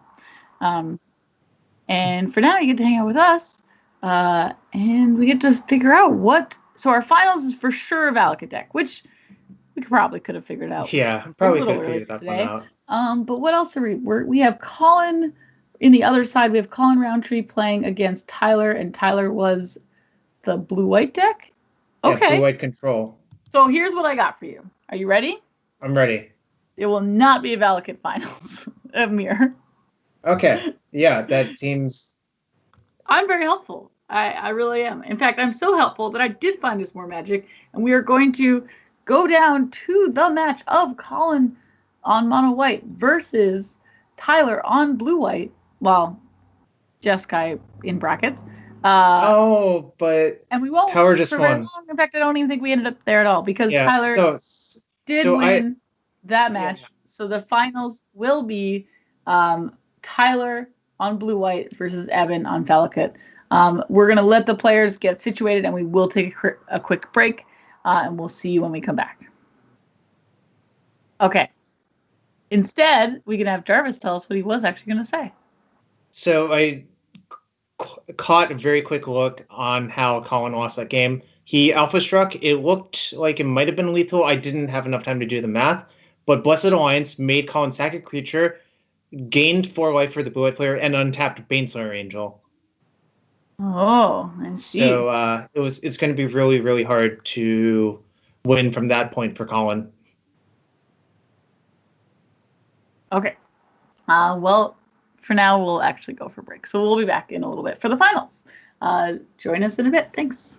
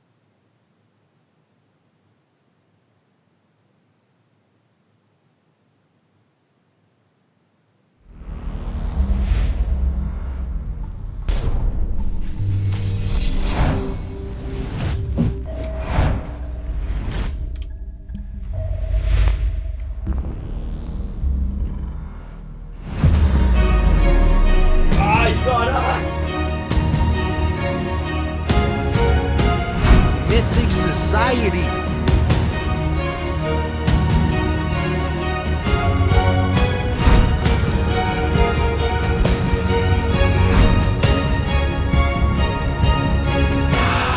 Reset oil promo to real.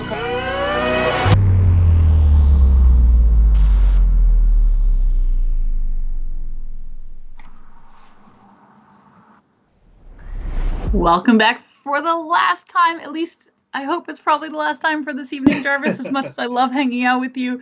We are watching the Mythic Society Set Roulette Tournament for September. We have reached the finals, which is where we're always trying to go when we start these shows. And we have a pretty cool, and as I guaranteed, no Valakut Mirror finals with Evan Appleton on Valakut. And we do have Tyler Hatchell on a blue-white/red control list. What do you think of this finals? Is this what you could have drawn up for the day? I'm not gonna lie, it wasn't on my radar, but the way Tyler chose to construct his deck, it makes a lot of sense. Day of Judgment plus Leyline of Sanctity is a pretty effective combination versus these Valakut decks. Yes, I should highlight. I should really just call the deck blue-white main deck Leyline of Sanctuary. Leyline of Sanctuary. And as we know, or you may not know, that does stop the Valakut triggers. So it looks like Evan would be forced to win some of those games by combat. And as you mentioned, sweepers could stop that. We are pretty close to just going straight down to the match. We'll just kind of, get the players ready, get us ready. And to do that, Jarvis, you and I can just quickly look at the deck list and say, is there anything standing out just on the face of it? What do you think? So I'm looking at Tower's deck, and just now I realized there was one Entreat the Angels, which is kind of cool. There's also one Imprisoned in the Moon. Yeah, I think that's just another removal spell that you can cast on an opposing Planeswalker. So uninterested in such a cool card back in my day. Imprison the Moon is not cooler than Entreat the Angels. It's cooler in terms of story. I didn't follow a ton of things, but this was a pretty important story card. Okay, so sure. I like it.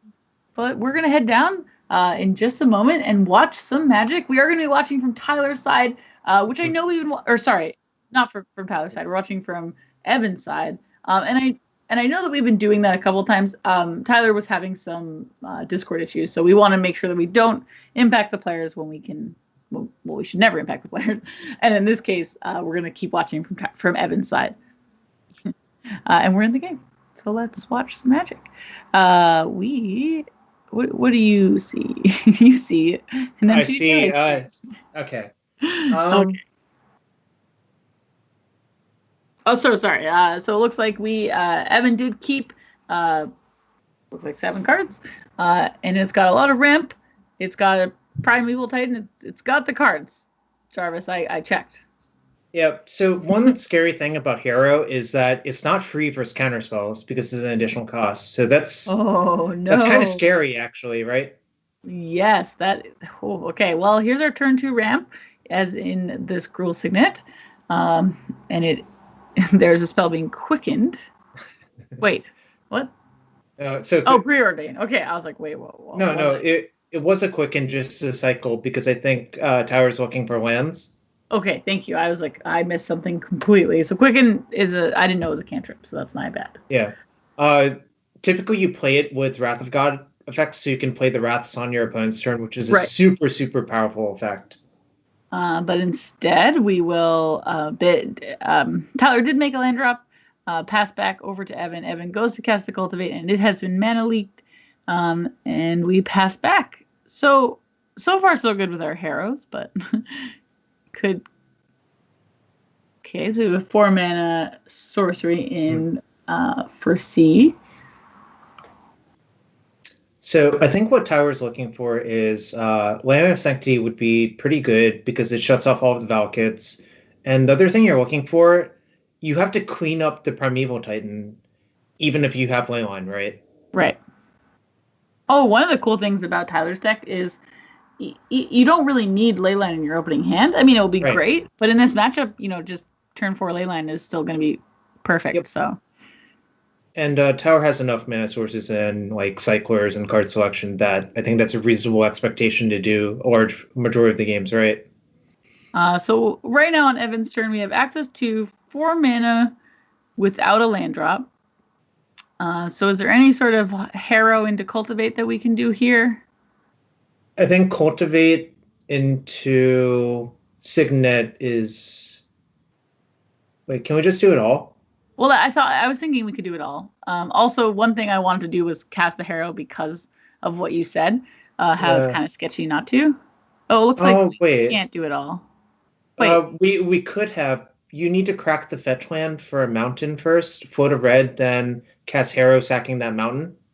Yeah, that was. I guess we did. We went down anyway, it doesn't matter. Here we are, back to our turn. Classic blue-white go. Play land go. Cultivate now being cast with the option to cast a second one should we need it. So we get 1 land into play, 1 land into our hand. Mm-hmm. And instead, I think we're going to be passing. So we're done on this turn. So I think there's a few things going on here that are very subtle. I think, first off, if you get to 9 mana, your Titans become a lot safer to cast because of mana leak. Okay. And the other thing is, if you find a summoning trap to go alongside with that plan, it becomes a lot safer because you sort of overload them, right? I didn't think Evan had summoning traps in the main deck. If he doesn't, then I'm wrong. But he doesn't. Okay. That was Brian's list. Okay. That's going to come up in the post-board games, obviously. Yeah, of course. So we did get to Harrow there. And are we at the magic number of 9 at the moment? So we have 6, 7, 8, 9. Yeah, we are.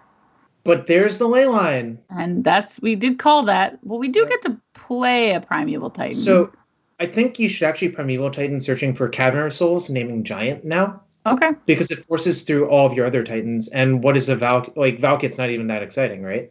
Right. Looks like instead we're going to cast Inferno Titan. And target itself because you don't want to target yourself. Interesting. Okay. Not choosing to cultivate, which makes sense. Holding those.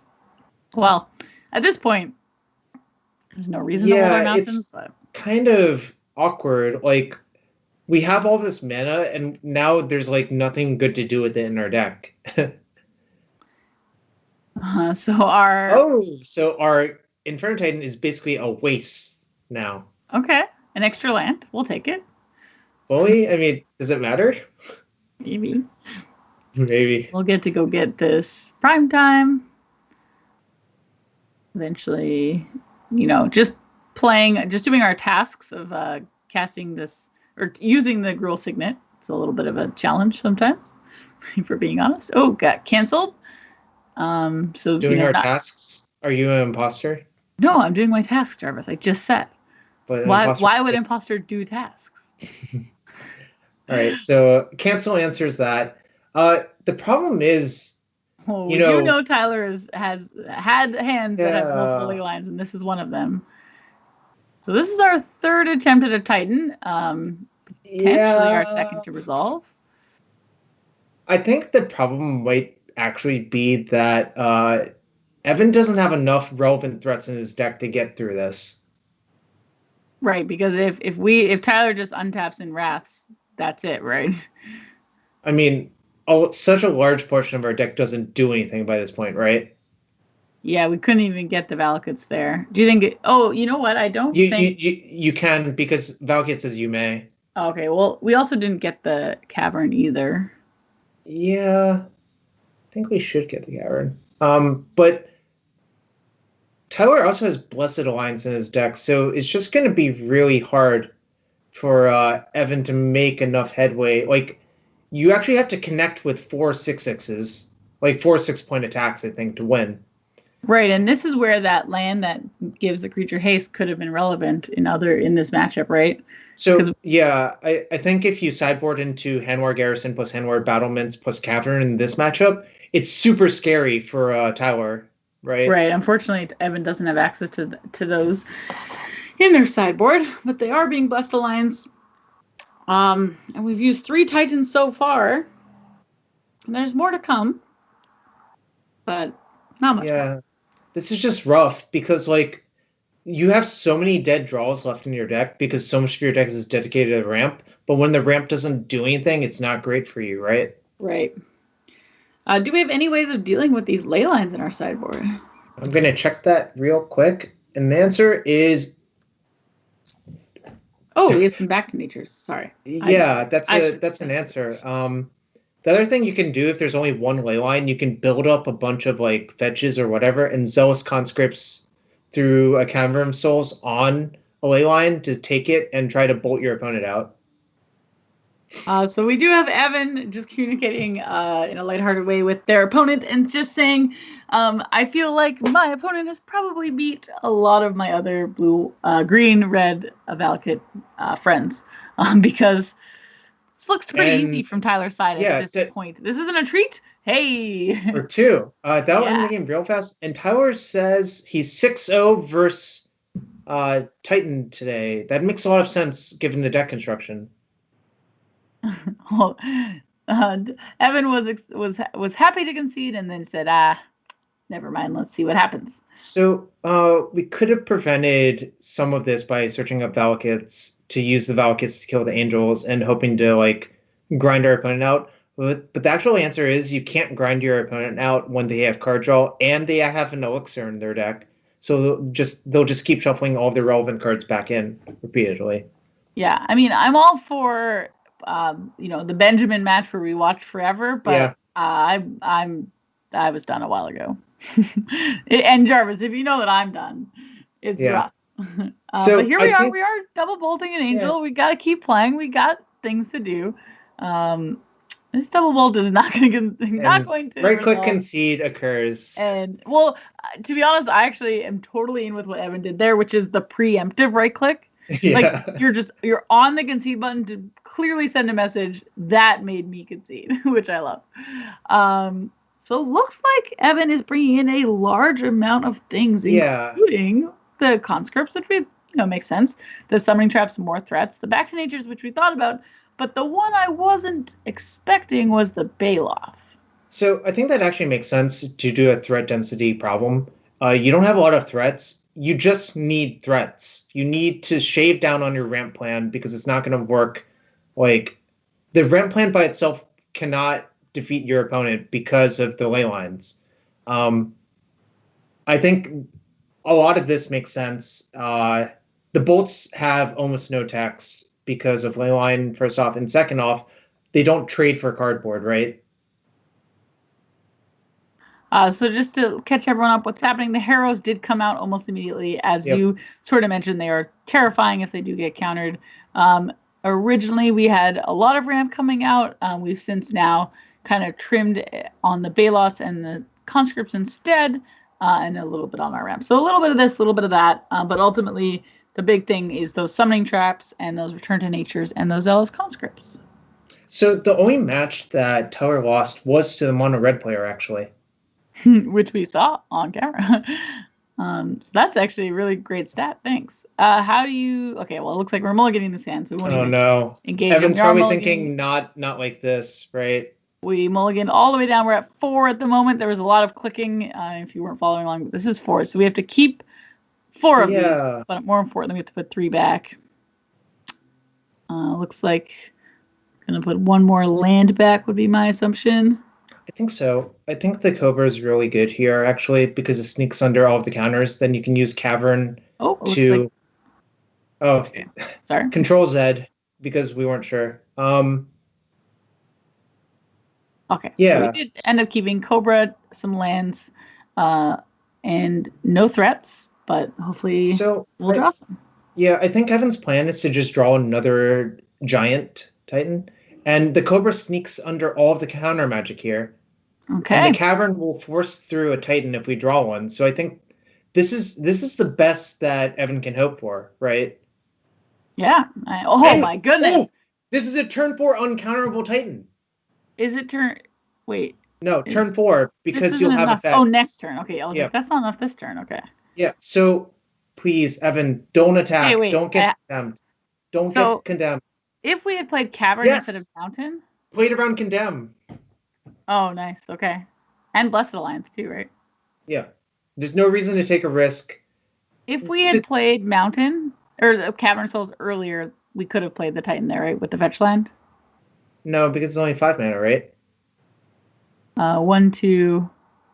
Oh, you have 3 lands and play right. with 2 Cobra triggers. Never mind. You're correct. Okay, here we go. Wow, this is incredible.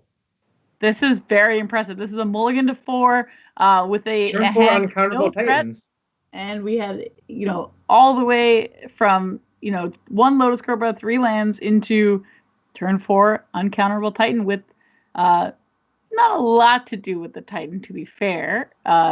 So we are forcing our opponent Tyler to Wrath on our turn. Oh, we get to play the Signet. That's cool. Yeah. I'm trying to think. I'm not sure if the Signet actually matters or not. I mean, but hey, yeah, we get to do it. Cycles. Cycling that Quicken, does that scream to you that there's no Wrath in Tyler's hand or no land? I think you just cycle with it there no matter what. And hey, that's a 4C. That is 4 mana. That is not a Wrath. That's not a Wrath. It's also not a Leyline of Sanctity, right? Oh my goodness. That means Tyler gets to untap Evan gets to untap. We drew Valakut, so that's even juicier, right? We get to just get mountains now? I would get 1 mountain, 1 Valakut. Okay. Well, is this actually, lethal? Hold on. No, it's not, because you only go to 5 mountains. Actually, I was about to say, you could actually get fetch lands as well. Right? Yeah. Because then you can control the bolts later. But wow, is Evan going to steal this one after being... But, okay, counterpoint, this also makes sense, because if you just draw mountains, they're double bolts now, right? That's what I was going to say. Like, at this point, done with the Titan plan, done with the Cobra plan, give us land. What? Oh, well. Oh my god! Another Titan off the top. Jarvis this is so weird. Our energy levels have really flip-flopped. You're like, wow. And I'm just like, yeah, we were just going to draw it anyway. Like, we did not know you was going to draw that. We were great. Now I knew. It's fine. Evan has really put up an incredible mold of 4. Really big discipline to ditch those Titans, too, to the bottom of our deck. And rely on the top of our deck. Look at this! All we have is a Sarah Angel. A Back to Nature. A land would have really solidified this here, but unfortunately not a land. A mountain is lethal. It was lethal. I thought so, but then the Titan messed me up. So here we go. Going down, putting Tyler down to 6. Now a land is really lethal. Attacking in, you have to chump. Just think about it. This was Evan's 4-card hand. Turn 4 uncountable Titan on the play. It was very, very impressive. And here we are. Is there a life gain from this, the blue-white deck? I guess Blessed Alliance. So any Titan, any red card, or any mountain, any... Oh! Uncounterable. 2 bolts. Let's go. 2 game 3.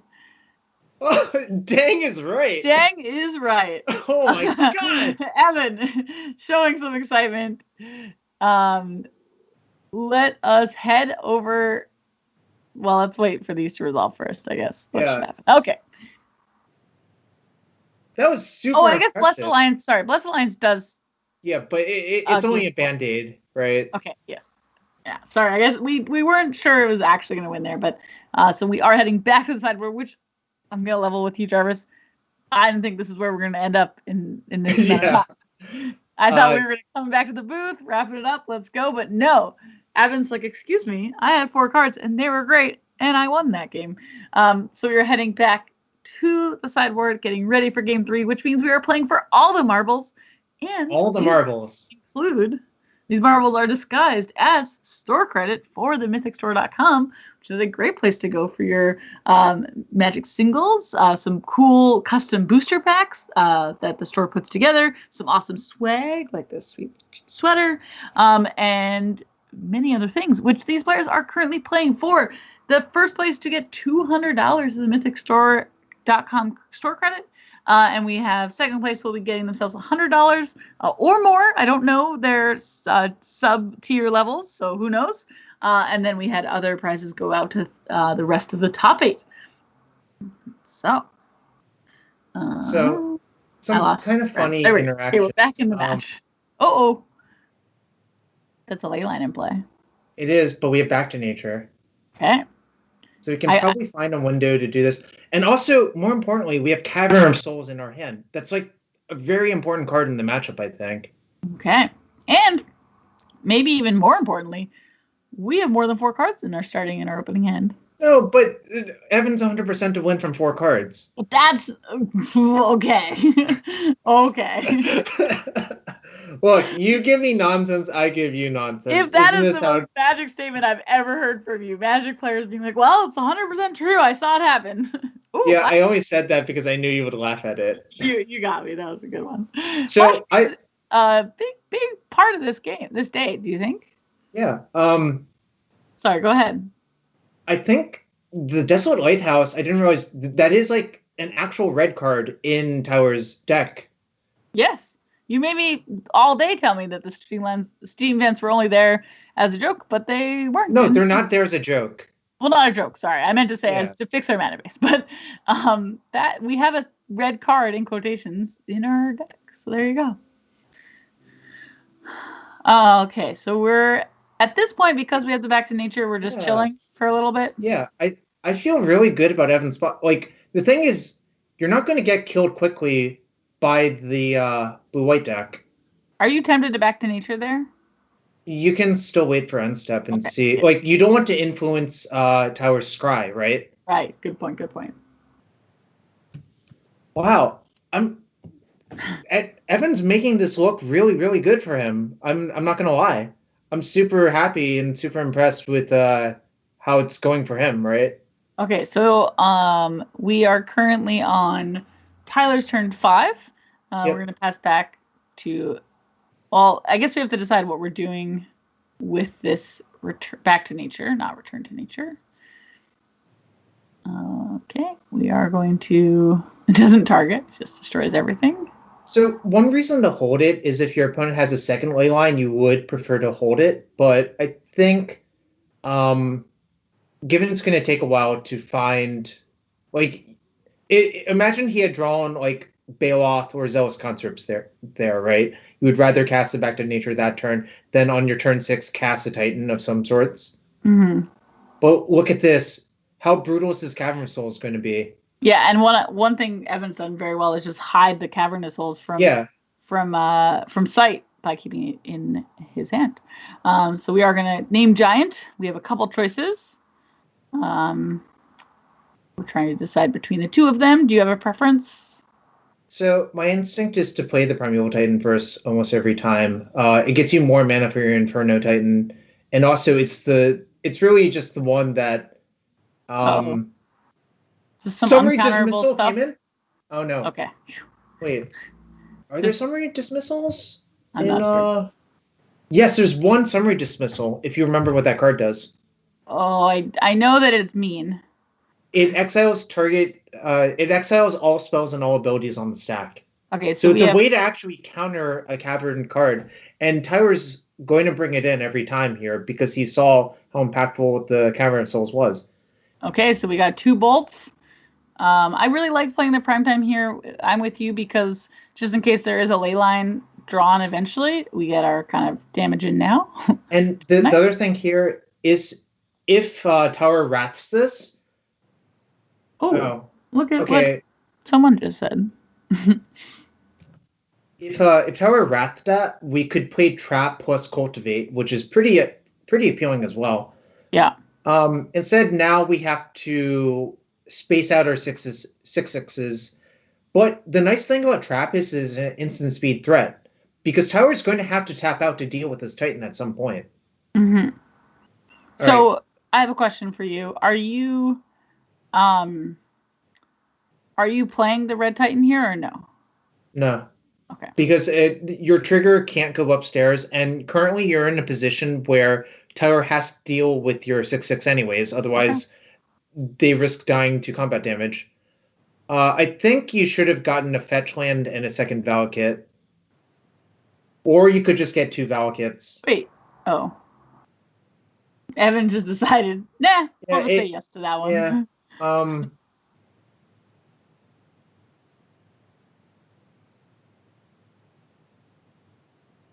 I don't like this.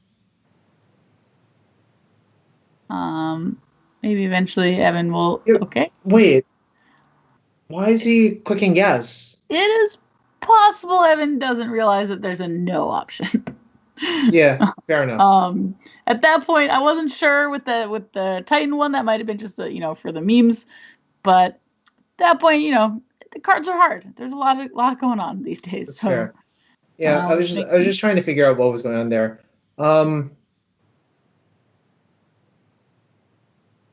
Okay, so that summoning trap is being canceled. That means we get to untap and resolve, which we were doing anyway, but we were going to resolve this Inferno Titan. Are you still feeling good? Less good now. I think there were a few things. Like, I think I would just sit on that trap.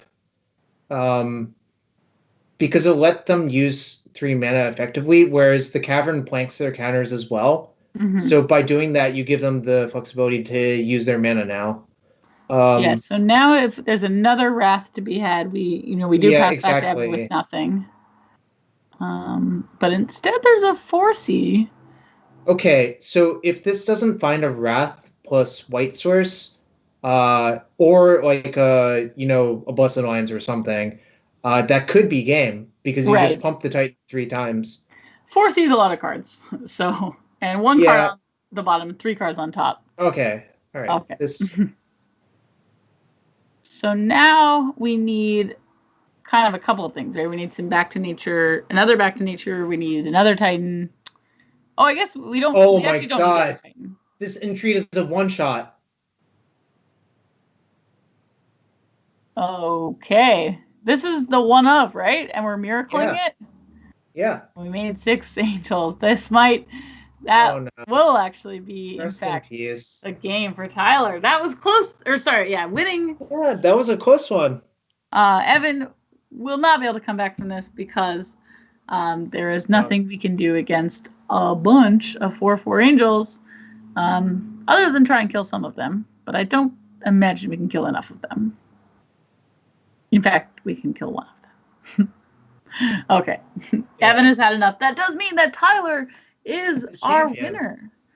Pardon? Tyler's the champion. Oh, I thought you said Tyler's the GP. I was like, what?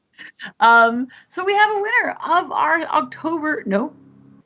September Roulette tournament, and that is Tyler Hatchell on blue-white destroy Valakut all day long deck.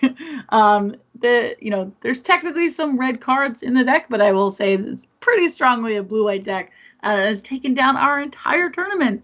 Is that something you thought about? Was that your plan? I don't know.